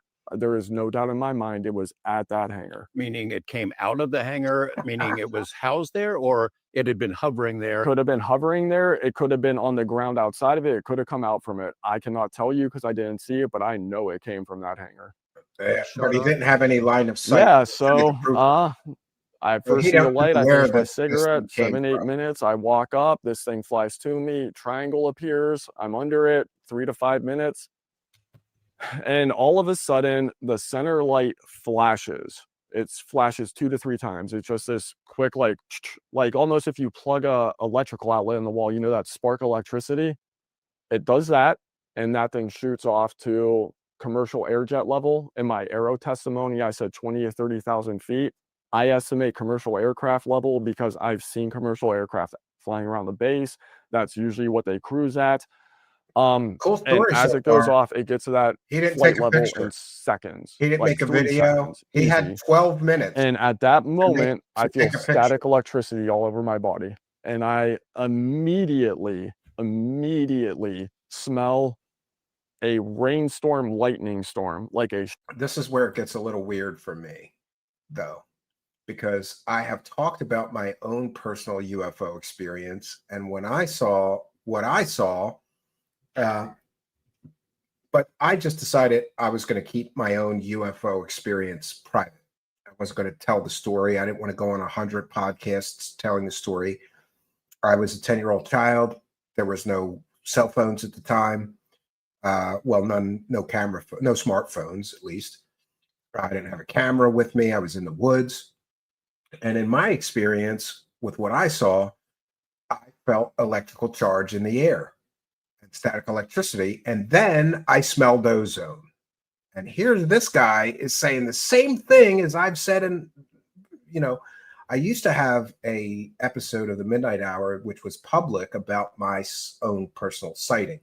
But I decided to take it down because I was getting, maybe not hundreds, but I was getting tons of emails of people that wanted me to be on their UFO podcast. And it's such a quick story. I could tell it in 5-10 minutes. It's not a 2-hour, but that's what got me down the rabbit hole. So where it gets weird for me, although I know this guy, I think this guy is totally full of shit and his story's already falling apart. It does give me a little pause where he's saying something that I've said previously about my own UFO experience. Electrical charge in the air and the smell of ozone. Let's repeat that. Commercial air jet level. In my aero testimony, I said 20 or 30,000 feet. I estimate commercial aircraft level because I've seen commercial aircraft flying around the base. That's usually what they cruise at. And as it goes off, it gets to that flight level in seconds, like 3 seconds, easy. And at that moment, I feel static electricity all over my body. And I immediately smell a rainstorm, lightning storm, like a strong lightning thunderstorm. That smell you smell after there's just lightning and just horrific, beautiful thunderstorm. And I think what he is describing is what I described, which is ozone, the smell of ozone, electrical. Anyway, weird, right? Troll says, here it is. So we'll count that one.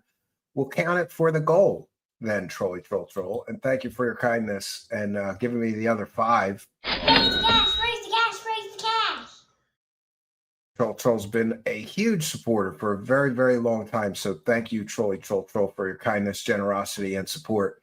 And here's Tales of the Sonic Voyage, who still hasn't told me where he lives in the United States. Here's 10, brother. You don't have to add my previous 5. Cheap-ass brokies. Shut up. Don't insult our donors. He's helping us to praise the cash, just as you're helping us to. Raise the cash, raise the cash, raise the That's right. We're all praising the cash together. He's not a brokey. He's always throwing money in. You can insult anybody else, but not Troll. Why don't you send a super chat and encourage the kick brokies to send some subs, Tales of the Sonic Voyage? Thank you. Number one with one for the goal, who just says, and thank you, Tales of the Sonic Voyage, who just says redacted. Absolutely. Raise the cash, raise the cash, raise the cash. Caney, Death Squad with one for the goal. Corbell had redacted with a lady boy. Yes, I totally think that's true. He definitely was getting some butt sex from a lady boy, right? And he's traveled all over the world, so I believe that. Caney, Death Squad. Thank you for your kindness, generosity, and support. Thanks to Tales of the Sonic Voyage and Troll, and all of you helping us to bless the goal, friends. Raise the cash, raise the cash, raise the cash. All right, and we've got Maria CC says, love your show, Stephen. Great topic tonight. Well, thank you for your kindness, generosity, and support of the show. It is much, much appreciated. And we thank you, Maria CC. Big show support from everybody tonight. We might actually hit a goal. Imagine that. Raise the cash, raise the cash, raise the cash. All right, so technically it says 9 of 10, but I think we hit our goal, but it would still be nice if somebody could throw another 10 in there so that we can make the confetti go off. Don't you want to see the fucking confetti in the live chat? Right? Troll kind of got one for the goal, and so did one moment here. Let me Sheila Radler put in 2. So technically we hit the goal, but if we want to see all the pretty confetti there, look, I'm turning into Darkside Phil live on air, right? Making deals, $10 to see some confetti. Don't you want to see the confetti, bitches? Don't you want to make the live chat festive as hell? Will anyone hear the call of the confetti goal? And Spooky wants to see the confetti too. Charles McDonald with $4 Canadian. Thank you for your kindness, generosity, and support. The MVP of gifting subs. Thank you for your kindness, Charles McDonald. He's a big show supporter. Raise the cash, raise the cash, raise the cash. And look at that, Chill Station 7 hearing the call of the confetti goal. And look at that in the live chat. We did it. The confetti goal is live, my friends. Chill Station 7, who's a big show supporter, always throwing a couple bucks in our hat, making the confetti a reality. Thank you, Chill Station 7. Raise the cash, raise the cash, raise the cash. And we're going to give a big, big thank you for the support to all of you people, whether you're supporting us on Kick or PayPal. I'll be checking in with the PayPal pledges. Did you know that? If you're going to send a large amount, please send it through PayPal because we keep most of the PayPal, unlike some other platforms. And thank you, Kick supporters, you people buying subs or gifting subs on Kick.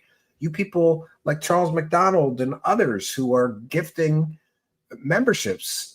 Echo gifted a membership tonight. Thank you for your kindness, generosity, and support. You people who are becoming YouTube channel members. You people who are Patreon supporters. Did you know that? I know it's tough out there. So we keep the Patreon up, even though it's a pain in the ass, because every time I upload a members video, I got to upload it to Patreon too. So you get the same benefits for $1.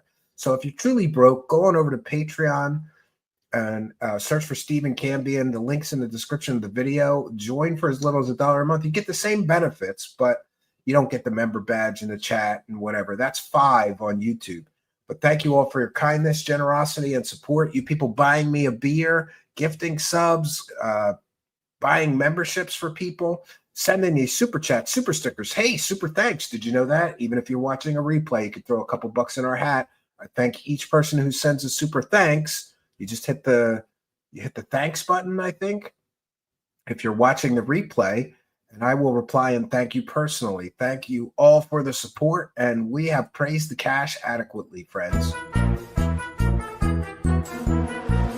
the cash, praise the cash, praise the cash. Thank you for your kindness. Thank you for your generosity. Praise the cash, praise the cash, praise the cash.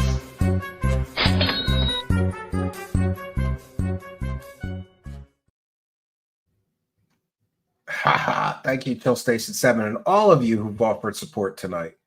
Electric static EM field. Yeah, in my case, I smelled what I didn't know what I smelled, but ozone is a very distinctive smelling thing, spooky. And years later, in a high school chemistry class, we were making something that made ozone. And I went, oh my God, it's the thing that I smelled when I saw the UFO. So I knew it to be ozone. Maybe he's talking about ozone, or he could be talking about something else. Cincinnati, Stephen. Ooh. Ooh. Cincinnati.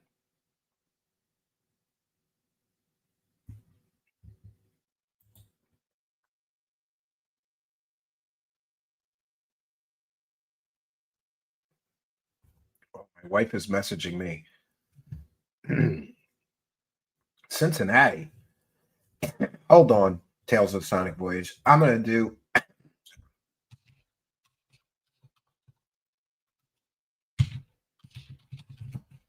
Cincinnati, Ohio Post Office. Are you near a post office in Cincinnati? This is how I estimate, you know, like how long rides might be. I find a post office in the city. I found one on Dalton Avenue. Do you know where that one is? We're going to estimate. How long would it take Tales of the Sonic Voyage to reach the cabin? 1 second. No, not my house. We don't. Well, you know what? I'll do both Tales of the Sonic Voyage, because if it's faster for you to come here,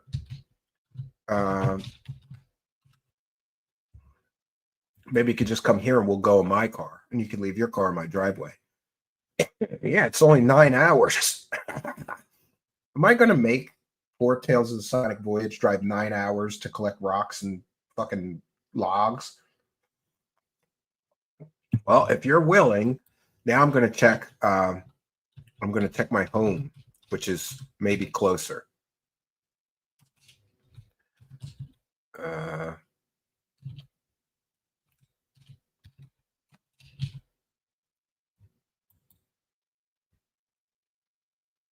No, it's worse to go to my home. It's 9 hours, 45 minutes. It's only 9 hours if you go straight to the cabin.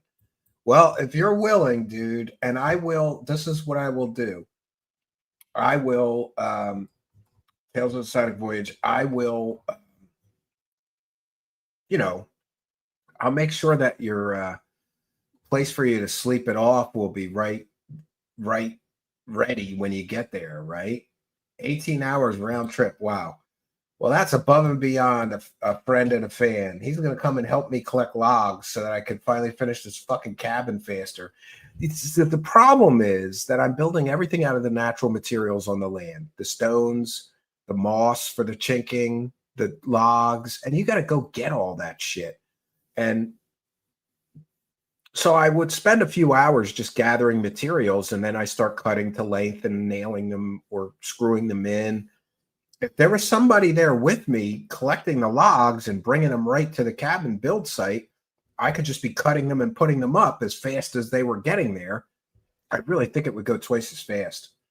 And you know what? I've asked a bunch of my real life friends, not internet friends, not show friends, but like, you know, people I know in real life. They're all pussies. They're like, oh, isn't it cold there? Yeah, there's a heater. You know, it's warm. The cabin's always warm. You know, they're like, oh, well, is there ticks? Somebody asked me if there's ticks. No, I have never gotten a tick on me at either the cabin or the other land. Oh, is there bugs? Yeah, you're outside in the fucking woods. There's going to be bugs, you pussy. The problem is most of my friends are city people, Philly guys, right? And some of them are not very adventurous. I haven't asked many, but I've asked a few. Yeah. Tales of the Sonic Voyage says deal. Well, get packed up. I will be there from Thursday to Sunday. And if you want, you could just come on Saturday. You could just come on Sunday and leave. But there'll be a place for you to sleep. There will be ample food, but you got to do me a favor. If you're really going to do it, email me give me your cell phone number and I'll get you all the information of where it is. You have to swear that you're not going to share the location with anybody because there's too many nut jobs already want to sue me or get me arrested or get me in trouble or dox me. And I really don't want people knowing where that cabin is, but I will trust you. Good in a tent? No, dude, it's 40 at night there right now. You don't want to be in a tent. We'll put you in the camper. It's got a little electric heater. You'll be fine. It'll be 70, 80 in there for you. And it's got a nice bed and a little bathroom and a little kitchenette. You'll be fine. We'll work it out. Yeah, and I'll make sure that that camper is ready for you as soon as you get there.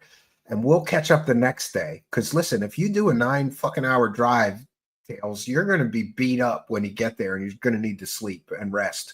You know, if you feel comfortable, we'll hang out and have a campfire at night. And, you know, when you start drifting off, you can go. But I just mean, I don't want to make you drive 9 hours and then keep you up for more when you get there. You should be ready to go to bed when you get there. I smell that static electricity, still no noise. And it gets up to the flight level. My phone, I'm able to reset, and it gets up there, and the only light I could see is... Wait, he had his phone? Oh, the UFO turned his phone off, so he couldn't get a picture, even though the UFO was in the sky right above him for 12 minutes, sounds like, right? He said 7 or 8 minutes while he was smoking a cigarette, 3 or 4 minutes. It was over top of him after he finished smoking. That's like 11 or 12 minutes. 11 or 12 minutes, he couldn't start his phone or get a picture? I'm kind of calling bullshit on this one, friends. The center light. So I couldn't see the corner lights, just the center light. If I did not witness it take off, that would have looked like what snacks have you got? Try to get my phone reset. I'm on a carnivore diet, so I'm not big on snacks, but there's a Dollar General right near the cabin now. Oh, I'm so excited about that. Why fools?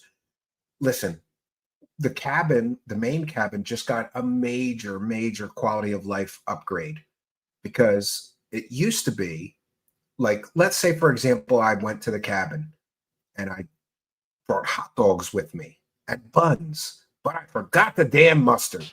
Now that means I have to drive like 30, 35 minutes into town, get the mustard, and drive 30, 35 minutes back to the cabin. The nearest store is like 30, 35 minutes. They just put a Dollar General Market. Look it up if you don't know what this is. It's beautiful. They have everything. And it's 2 minutes out of the main gate of the main cabin. It's 2 minutes down the road. It's so wonderful to just, I need something. Just go over there in 5 minutes and get it. So major quality of life. There's tons of snacks over there. If people want snacks, I'll go over there and buy snacks. I'm on this carnivore diet, which means, you know, what are snacks usually? Carbs. So I don't really have many snacks. We always have, you know, marshmallows and hot dogs for the fire, and s'mores and that kind of stuff. Beef jerky. I don't know. There's not many snacks I can eat. I can eat bacon and beef jerky and Slim Jims. That's about it. That's all I can eat on this diet for snacks. I thought I was isolated. Well, we were, but I'm not going to complain. There's a store right down the road, right near my cabin now. Yeah, we're pretty isolated, except for that store. The next nearest store is 35 minutes away. The town is 35 minutes from the cabin, something like that. So it used to suck so bad because sometimes I'd go and I'd forget the milk, or I'd forget the mustard, or I'd forget lighter fluid. And then I'm like, shit, got to drive all the way back to town to get the shit. And of course, it's not till I drive through the town going to the cabin and get to the cabin that I realize I forgot something and I have to go all the way back. I hate that. But now we have this Dollar General Market. You just go in there. They've got frozen food. They've got meats, eggs, sour cream, milk, dairy, you know, ground beef, hot dogs, hamburgers, buns, bread. You know, it's a general supermarket, a big one. Plus, they have a lot of frozen food, which comes in handy sometimes. You want a frozen pizza or something, because there's only one good pizza place near the cabin. And again, it's 35 minutes away. So I sometimes just opt for the frozen.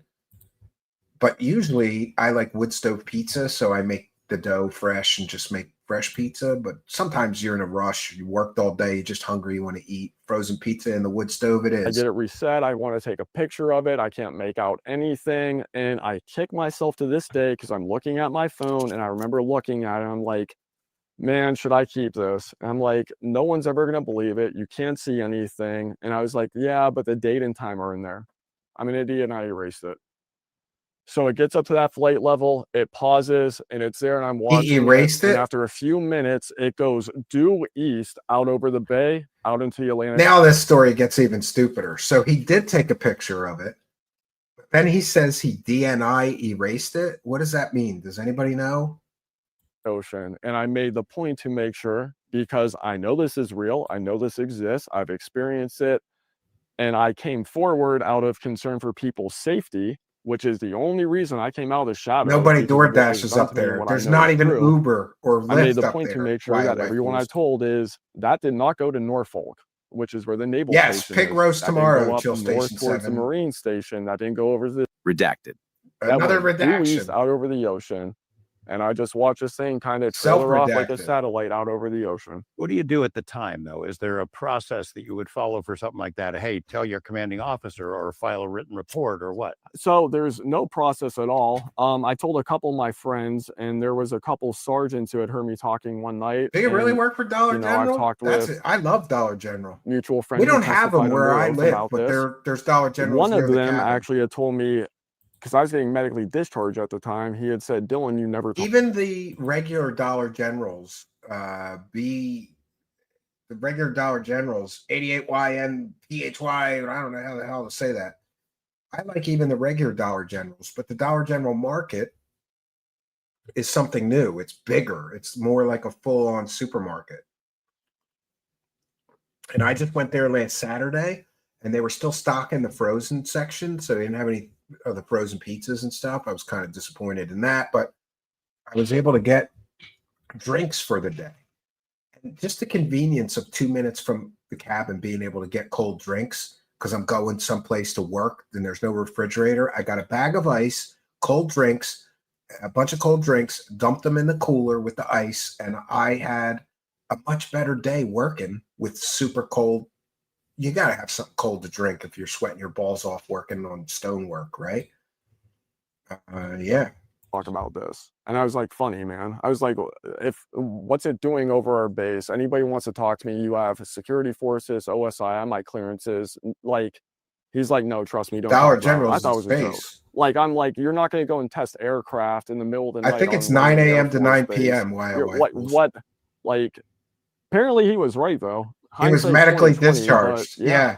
How much you want to bet that it was a psychological issue, not a medical issue? And then you're working for someone else. At the time you saw this thing at Langley. Yep, mental problems. It's an Air Force base, but you're not working for the Air Force at that time. At that point, I was working for the Air Force. Later, you work for somebody else, and we've asked you a couple of times, do you not want to say who you work for? I cannot say it because as of this time right now, I understand that information is classified. It's not allowed out there. Sounds like it. It's a little confusing. I can say it's a multi-agency special access program under BAE, British Aerospace Engineering Systems. So you don't want to cross. There's a line you don't want to cross because of legal ramifications, or because you promised you would. No, I drink after the work. I still believe in national security, which is why I'm not running chainsaws while drinking. The whistleblower process. It's why I'm so upset that so many whistleblowers have been let down. It's why I'm upset that laws are not being followed. It's after why I'm work, upset not during SEC whistleblower payments, which is 10% to anybody who comes forward with any information of financial abuse and wrongship should receive that.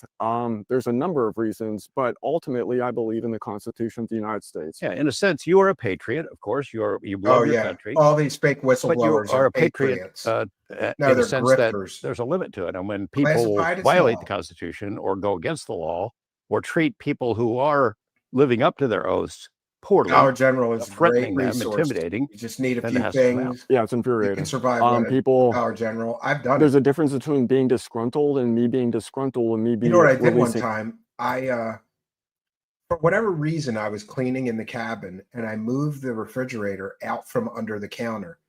And then I had to unplug it to sweep and mop under there. And then I moved the refrigerator back and I forgot to plug it back in. And the next day it was hot. So that it was like summer. So the next day my food was trashed. I went to Dollar General, got a couple frozen pizzas, some bacon and eggs and cheese. I was good for the weekend. I love that place. And the new one's even bigger and better. So I'm so happy because it's so close to the cabin. Everything, names, locations, places. My wife's super happy too because she feels the same way. Like, oh man, every time we forget something, it's like an hour to go get it. Yeah, I hate that. Crimes that were committed, sexual assaults I'm aware of, stalking I'm aware of, brake lines being cut. It would be me releasing all of that. And I'm not doing that. I am doing that because this needs to be told. The people that are in these programs. He says he knows about sexual assault, but he's not releasing that information. So you're protecting a rapist? Like, this story's getting dumber and dumber the longer this interview goes on. And the decision makers at Congress and the executive branch owe it to the American people, to the whistleblowers, oh, to the it's veterans, very the main to the service cabin. members, I appreciate to more tell now. the truth in a capacity they can. The new cabin is very more going to be a lot more rustic and like gas lamps, no power. The old cabin, you know, we've got power and, you know, access to water at least. The other new place has none of that. So the first cabin seems a lot more comfortable. We have internet at the main cabin. Seems a lot more comfortable to me now, spending more time over at the rustic nothing place. There's nothing but trees there. Because this is coming out no matter what. And when it does, if they are not a part of it, this is going to be a lot worse than it already is.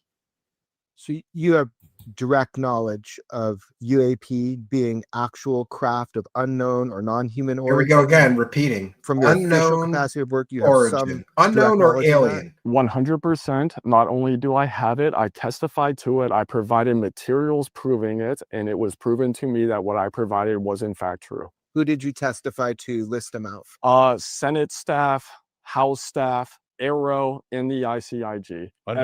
Under oath, FBI was there. He said he provided proof. Why can't he show us the proof then? The ICIG was there. The DOD was there at points. And he's going to use the it's classified excuse like every other of these UFO fake whistleblower grifters. Well, I provided proof to Congress, but they have to declassify it before I could share it publicly. Bullshit.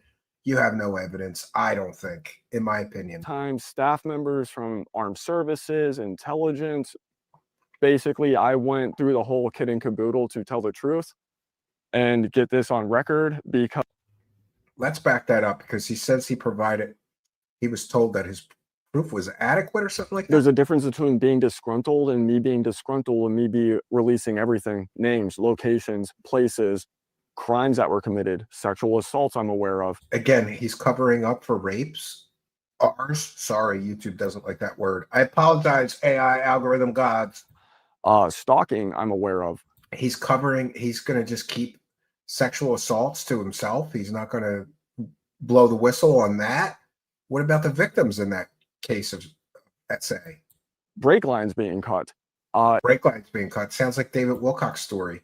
Remember the deep state cut his brake lines and he almost died. And then later he said it was his wife driving the car and she almost died. He couldn't get his story straight about the brake lines being cut. It would be me releasing all of that. And I'm not doing that. I am doing that because this needs to be told. The people that are in these programs and the decision makers at Congress and the executive branch owe it to the American people, to the whistleblowers, to the veterans, to the service members, to tell the truth in a capacity they can, because this is coming out no matter what.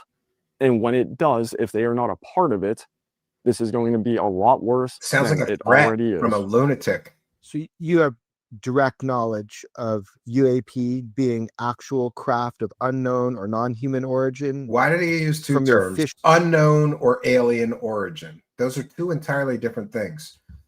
I'm pretty sure that sometimes something crashes and the government picks it up and they're not sure whose that belongs to, whether it belongs to private industry, whether it belongs to an adversarial country or an allied country to us. A craft of unknown origin is completely and totally different than a craft of alien origin. But Jeremy Corbell put both those terms in when he's asking this question. That is a manipulation of this story. Capacity of work, you have some direct knowledge of that? 100%. Not only do I have it, I testified to it. I provided materials proving it, and it was proven to me that what I provided was in fact true. He provided materials proving it. Can we see those materials? No, we can't see the materials, right? They got to have some bullshit excuse for why we can't see the materials he provided to the people he testified to. Did you testify to list them out? Senate staff, House staff, Arrow, and the ICIG. Under oath, FBI was there, the ICIG was there, the DOD was there at points in time, staff members from armed services, intelligence. Basically, I went through the whole kit and caboodle to tell the truth and get this on record because I have grave concerns for what is happening to people. Is there something else in between that thing that you saw that went, other experiences, things that you saw either as a citizen or while working for the government that you want to share with us? There are many. I think as of this time, what I will say is this. I have direct first-hand knowledge and exposure to crash recovery, reverse engineering, integration of technology into redacted. Oh, come on. Every time he is about to say something juicy, they redact it. As well as the most important piece of technology on the planet, and it's not the craft themselves. It's the power source. It would be Comes the power to Stephen source. Greer, talking point. You can make that assessment yourself. So you saw these things in between when you became a whistleblower and went through that process after the Langley thing, or you explain that to us? All right, so it'd be a long way to answer this, sir. So because I was part of redacted, I had to, again, with all these redactions. How many times did they redact something he said? 25 times during this interview? What kind of a whistleblower has to redact 25 times in a 45-minute interview? Deploy under redacted. Again, they're redacting his commanding. Every time he mentions a commanding officer that he worked under, they redact the person's name. Something's not right here. This is totally fishy. Part of that required getting my wisdom teeth removed. When I had my wisdom teeth removed to deploy to Afghanistan, they cut the nerve in my face. So I can't feel the right half of my face, left half of my face is numb. I just can't feel, can't taste, teeth destroyed. Why was that required? Why was that? Because from my understanding in the DOD, the way they explain it to me is the #1 reason for people coming back from overseas is dental issues. So to preemptively, yeah, they want you to buy the documentary. Prevent people coming back from dental and impacted wisdom teeth and those issues, they remove them preemptively. Chill Station 7, so I was nothing required to this get my wisdom teeth redacted removed. During that process, they cut the nerve in my face, yes. Can't feel. Trust me, bro. Around that time, preparing to deploy to Afghanistan, I also slipped a disc in my back. So slipped my disc, L5S1. It will be in his soon-to-be-released book. Long story short, I went up to med board. Glorified I had to go infomercial. to specialists in Richmond. I had to go to the Navy. I went all over Southern Virginia trying to figure out what to do about my jaw, my teeth, my tongue, my mouth, all on record. And when I went up to med board, they had denied I ever had the surgery and kicked me out of the Air Force as a 10% disabled veteran, which they said my disc wasn't even that bad. And I had to fight the VA for over 10 years for them to even acknowledge I had the wisdom teeth removed, which is getting into things that are odd, to say the least, and what has happened to me since I saw that triangle and what has happened to me since I came into the information I came into. Was there some kind of written record that you had seen that there's a hole in his story that leads right to there, Garaji. complications for you? Because you said you didn't really file an official report. You just told some people about it.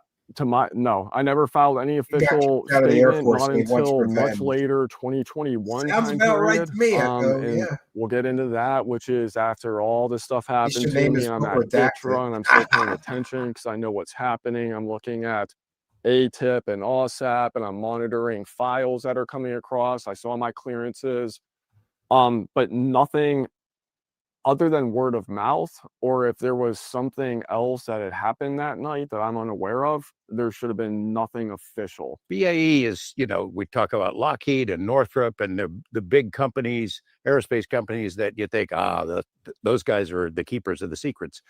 BAE does what? BAE is UK's version Yeah, I had mine of out. Lockheed and That was Northrop Grumman. And traumatic. they have an Man. Some American big dude from Africa. subsidiary branch that's allowed to operate he in like America climbed up my since, chest with you a know, pair of technically we don't have pliers, foreign basically. governments working in secret Twisted them out. It was no foreign areas. trauma. But BAE is Britain's pretty much largest aerospace company, who is probably very well informed on this subject. British company that does a lot of work for the U.S. government. Yep. And the British government, Five Eyes, intelligence, aerospace engineering. I mean, it is the British version of Lockheed Northrop. You get hired by them to do what? What's your job? Full motion video analyst, intelligence analyst, in a similar capacity that I did for the Air Force. You're looking at sensor systems? Corbel is eating that is well. part of it, yes, sir. Well, yeah, $1 million in UFO again, money. in conflict zones or what? Yes. Yeah. Primarily conflict zones. Primarily. I mean, there's a lot with this whole thing in my time there that I know is going to be so restricted, and I don't want to give them a reason for them to come after me, but yeah. So BAE, you're working in the United States for a British aerospace company. The information, though, is shared with American intelligence? Yes. Yep. And sometimes other nations, depending on what it is. Yeah, he doesn't appear to be suffering from any Five Eye. palsy So like me, but what Australia, do I know? Canada, That has Great Britain, a palsy New condition. Zealand, US. What are you seeing? What are you looking at? Redacted. Oh, come on. Did you like your work for BAE? Early on I did. And then things took a dramatic, insane turn. And at that point I became very disgusted and it got insane. What was the turn? What did you do? I found out that I was working illegally the entire time I was there. So there is a process that you are supposed to have your clearances housed in called Scattered Castle or JPass that has changed since then. And I ended up working over there, and I was quite open about my experiences, having seen what I've seen at Langley Air Force Base and elsewhere. And about 7 months into working there, I found out that my clearance was revoked administratively and I was not in any system and no one could look me up. So I was basically stuck working there indefinitely, or I had to leave the IC completely. Was this situation where it sounds like administrative terrorism, where it sounds like some sort of purgatory, where you're put in a position where you're technically illegally working, which means you can't go out and get other employment, you can't leave that job? Is there something I'm missing? Like, why would you be put into this restricted category unless you had accidental exposure about direct UAP information, including reverse engineering? That is the best guess I have. And the reason why I have that opinion is because I know people who worked in the legacy program that their careers were tanked. Okay, so right now we're just getting into standard UFO mythology. They destroyed people's career to keep these secrets. They must have revoked my clearance because I had access to the alien and the UFO information somehow. This is speculation on his part. There could be 100 different reasons why they pulled his clearance, and one of them could be because he's a fucking lunatic nutter, like Grush, right? Grush was a mental patient, and when they found out about his mental issues, I think they pulled his clearance. And then they come up with these paranoid, schizophrenic excuses for why their clearance was pulled. Oh, it must be because I was getting too close to the truth about those aliens. Come on. Why are all these people completely insufferable? Where does this come from? Well, they're all at heart, they're science fiction nerds. I don't know, but you're right. Many of these people are insufferable. Just a few more minutes here. Very, very, very similar things that were done to me were done to them. So he was exposed, and I think we should talk about it. Yeah. So you were exposed to what? What did you see that? Why would they take that step? You're working for them, doing a good job. You like the work in general, and then suddenly you learn out, I don't have a security clearance. Did you say, hey, what the hell? Where's my clearance? Oh, I did, and I was persona non grata. New people were told they weren't allowed to contact me, not allowed to talk to me. It's actually a joke. The people. I have a feeling this guy was using his clearance to dig around for alien and UFO stuff, or classified videos of UAP that he's not allowed to see or something. A lot of these guys, they won't say it, but they were interested in aliens and UFOs before they became intelligence community members. And then once they had that clearance, they start digging around trying to find the aliens behind the, secret warehouse. And they get in trouble for that. I mean, it's just speculation on my part, but we've seen it. Kind of the same thing happened with Grush. And by the way, there's going to be some stunning revelations about Lou Elizondo, I believe, and why he really resigned from the Pentagon. And it wasn't because he's a patriot. Okay, we'll put it that way. When people find out why Lou Elizondo really left the Pentagon, they're going to be shocked because he's been lying to us since 2016. Well, almost what is that? 9 years, almost a decade. He's been lying about why he left the Pentagon. We're going to find out probably by this summer.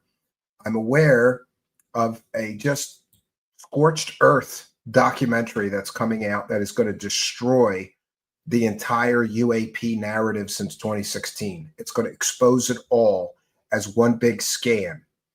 And when everybody finds out all the things that Lou Elizondo and these other fake whistleblowers didn't tell you, they're going to be shocked. Still great friends with a lot of people I work there with, and you could call me abrasive. People love me or they hate me. I'm going to tell you what it is. I try to mitigate how rude it sounds, but the truth is the truth. And some people love it, some people hate it. So but it is to this day a joke amongst my coworkers that I work there with, which was they had it out for me.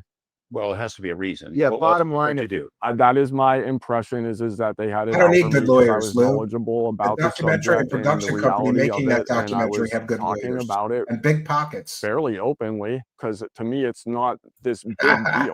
Like, this is reality. But you were exposed specifically to proof about UAP reverse engineering in official capacity, meaning while you're at work and with those individuals. Can you, I know that you've tried to do this a number of different ways. Now you went to the ICIG, you've testified to Arrow. What is it that you saw and found out and can tell us about? To be continued in part 2 of our interview with of course whistleblower do a Dylan part Borland. 2. Yeah, of course they're going to do a part 2. Let me draw you some pictures of what I saw, because I don't have any actual evidence or proof. Yes, he resigned because of all the glory holes he was making in D-Ring. Yes. I used to ski and snowboard from the day the resort opened to the day it closed for 40 years. Now I'm in Texas and it sucks. Yeah, not much snow in Texas, right? Satya N is here. Welcome, Satya N. So it's not enough that they made $5,000 to $10,000 from this first interview. They're going to do a part 2 and make another $5,000 to $10,000. Are they going to redact every other fucking thing he says, like they did in this bullshit interview? What a bunch of bull! This is bullshit. And let's just review. This guy just went on YouTube and openly said that he was responsible for the murder of hundreds of people while he was in the Air Force. That's a pretty bold statement. And I don't think that if you really were responsible for the murder of hundreds of the Air Force just murdered hundreds of people and you helped them, and you're just going to go on YouTube and tell everybody about that? I don't think so. I don't think so. And here, we're going to share this tab. This is why it's good that there are real veterans that have an interest in UFOs, like the average Chris, friend of the show. He's been a guest here. Did UFO whistleblower Dylan Borland embellish his service or misspeak? In the video clip below from the Weaponized podcast, Dylan Borland states that whatever missions his unit were doing between pretty much 2010 until when I got out in 2013, I had my hand in. This is not accurate, thanks to the post I found online about AIC Dylan Borland receiving an award for Student of the Month while he was in tech school at the 315th Training Squadron in the U.S. Air Force. You can zoom in and see that the date on the award he is holding says February 2011. This places Dylan in Texas by at least March 2011, not Langley Air Force Base. Dylan was referring to his supposed work with every special forces group within the Department of Defense, which seems highly improbable given his AFSC. His direct involvement as an imagery analyst, 1N1, would have been extremely limited. most likely PID, positive ID, points of interest, and collecting imagery for exploration of intel.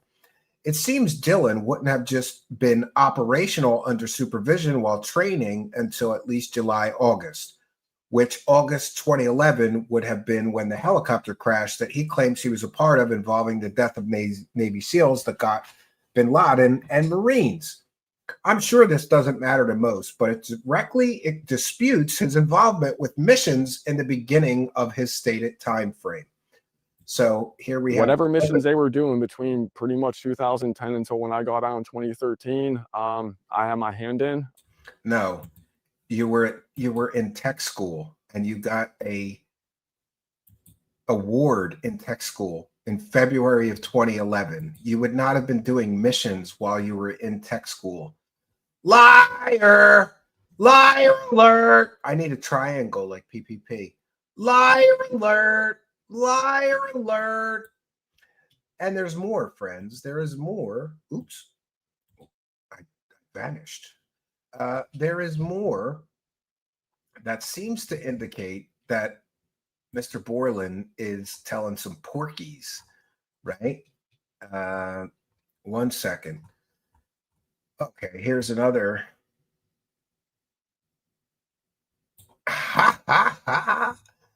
Oh no, the story's coming crashing down before the part 2 even airs. They might not get as many views and make as much UFO dollars on this bullshit story. Desmo challenging the claim from Dylan Borland, in which he claimed the UFOs he stated he saw came from NASA hangar at Langley Air Force Base. Considering Desmo V4 has worked there at that hangar and knows the base well, I'm going to take his word for it. And let's not ignore the fact that the flight line and hangar have cameras all over it and a 24/7 manned control tower with a bird's eye view, a base that's constantly in operation with people and vehicles constantly around day and night, and a large civilian population outside of the base. And nobody else saw the supposed UFO. Just Dylan Borland, and he just deleted the picture he took and never alerted anyone in his chain of command or base security forces about a possible incursion. Very suspect. And here is from Desmo, who actually worked at Langley. I do know that for certain that hangar has cameras all around it recording 24/7. He was over a mile away. He had no less than 4 buildings blocking hoist line of sight from the gazebo to the hangar. It was after midnight, so dark, but cool. You believe what you want to believe. Having been there, having never stood in the spot he stood, and having no real life experience. I'm not claiming he didn't see something. That could have come from the northern direction. But what he saw has zero to do with NASA or any NASA facility. I know that for a fact, no matter how much you want to believe otherwise. Are you able to see something at night that is behind multiple structures over a mile away and know 100% where it originated? The answer is no. And now you know as well as me. So down here is where he claimed he was. The lowest red circle. And look at all these buildings in the way of his direct line of sight to that NASA hangar. That's a problem. And here is the line of sight from where he was standing. Look at this. Wonderful sleuths on the internet already busted Jeremy Corbell and George Knapp's latest fake bullshitter artist, whistleblower, whatever.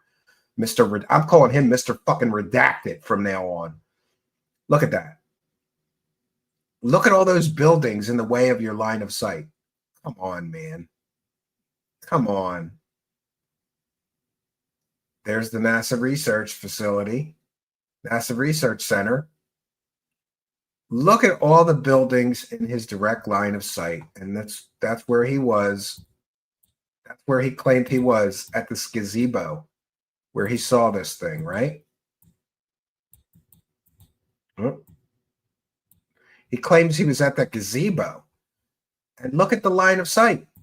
He said he had direct line of sight to the flight line above the NASA hangar, or in front of the NASA hangar.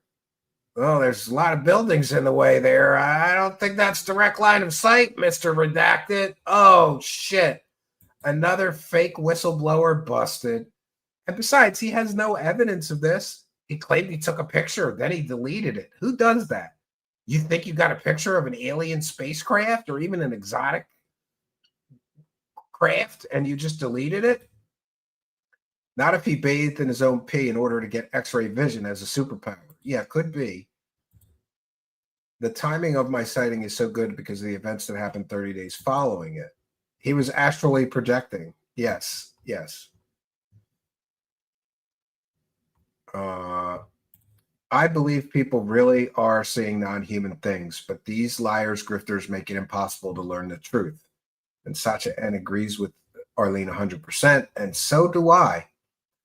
Yeah, convenient that there's so many things in the way of his direct line of sight. And he says it came right out of the hangar and right up, and he had a direct line of sight. Well, that doesn't look like a direct line of sight to me. Add to that his embellishment or exaggeration or just straight bullshitting of being involved with special forces and the SEALs that got bin Laden. And this all adds up to one great big, trust me, bro, bullshit story. And of course, there's no evidence of anything he says. But hey, let's keep making, shows with him so we can make $5,000 to $10,000 letting this grifter tell his evidence-free stories. And did we really need another evidence-free, trust me, bro, whistleblower clown? I don't think so. I don't think so. Yeah, so we've done our due diligence, friends, and we are going to bounce on out of here. I'll be back tomorrow night, 7 p.m. Eastern Standard Time. Got a great show planned for you, another pig roast of everybody's favorite e-beggar, Darkside Phil. But I'm still trying to figure out how to jam one more show in for the week. And I mean on our YouTube channel, not the Saturday show. So we'll see what we can do about that. We want to take a moment to thank all of you kind and generous benefactors. Spooky says 2 new clips ready to upload. So you can check the clips channel later tonight if I'm feeling ambitious. Spooky, I already have so much shit to do tonight, though. I forgot it's the last day of the month. So I have to get all my bumpers from EV Mucks or I have to pay them another month to keep that. 3 to clip from tonight. Yeah, good. You know who that is in the chat, right? Lou Elizondo. Yeah, he loves blowing dudes. Lou Elizondo is a big fan of, providing oral pleasures to other men. That's right. Lou Elizondo is a big fan of that. Yes. And his wife is like 4 feet taller than him. It's funny. Anyway, I guess she doesn't mind the gay sex as long as it's gay sex and not another vajayjay. I don't know. So what did we learn from this latest stupid fake story from Jeremy Corbell and George Knapp? That they're willing to just go with a guy that sounds good and has some military credentials, right? They're willing to just go with another evidence-free storyteller, just like Lakatsky that they ran with, just like everybody just like Bob Lazar that they ran with. I can satisfy my wife, punk. Well, she told me you never made her come, Lou. What's the deal with that? Right? Lou Elizondo. Disclosure never came, and neither did his wife. Kind of like David Wilcock. Ascension never came, and neither did his wife. Yeah.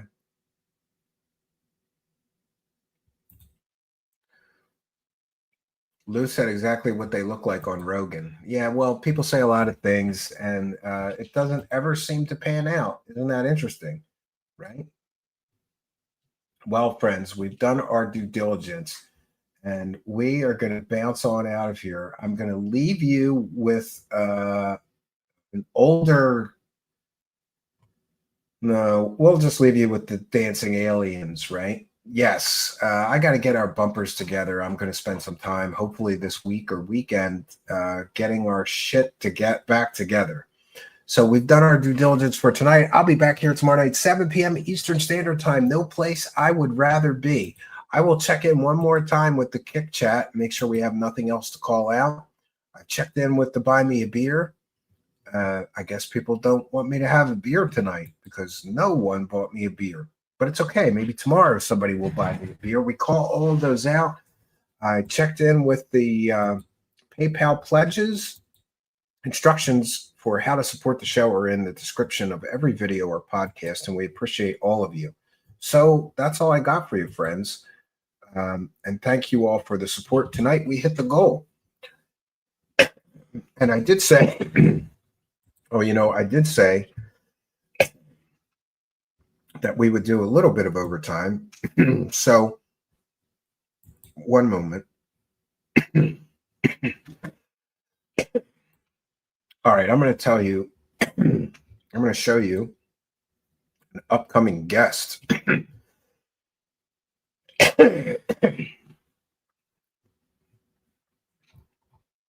No, maybe not.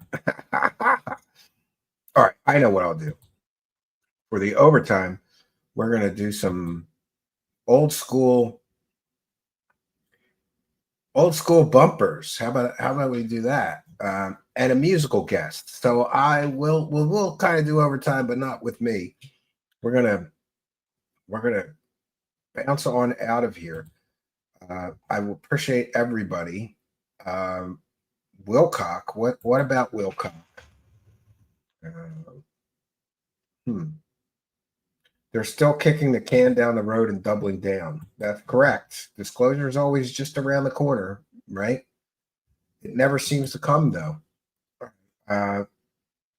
Boy, this is a blast from the past. We have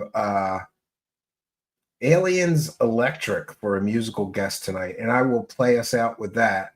I haven't used this in a long time. And then we also have our dancing aliens that everybody seemed to love that we used to use. It's funny to have all this stuff back. It's like a time capsule of the show, right? And it's all right here still, which is interesting.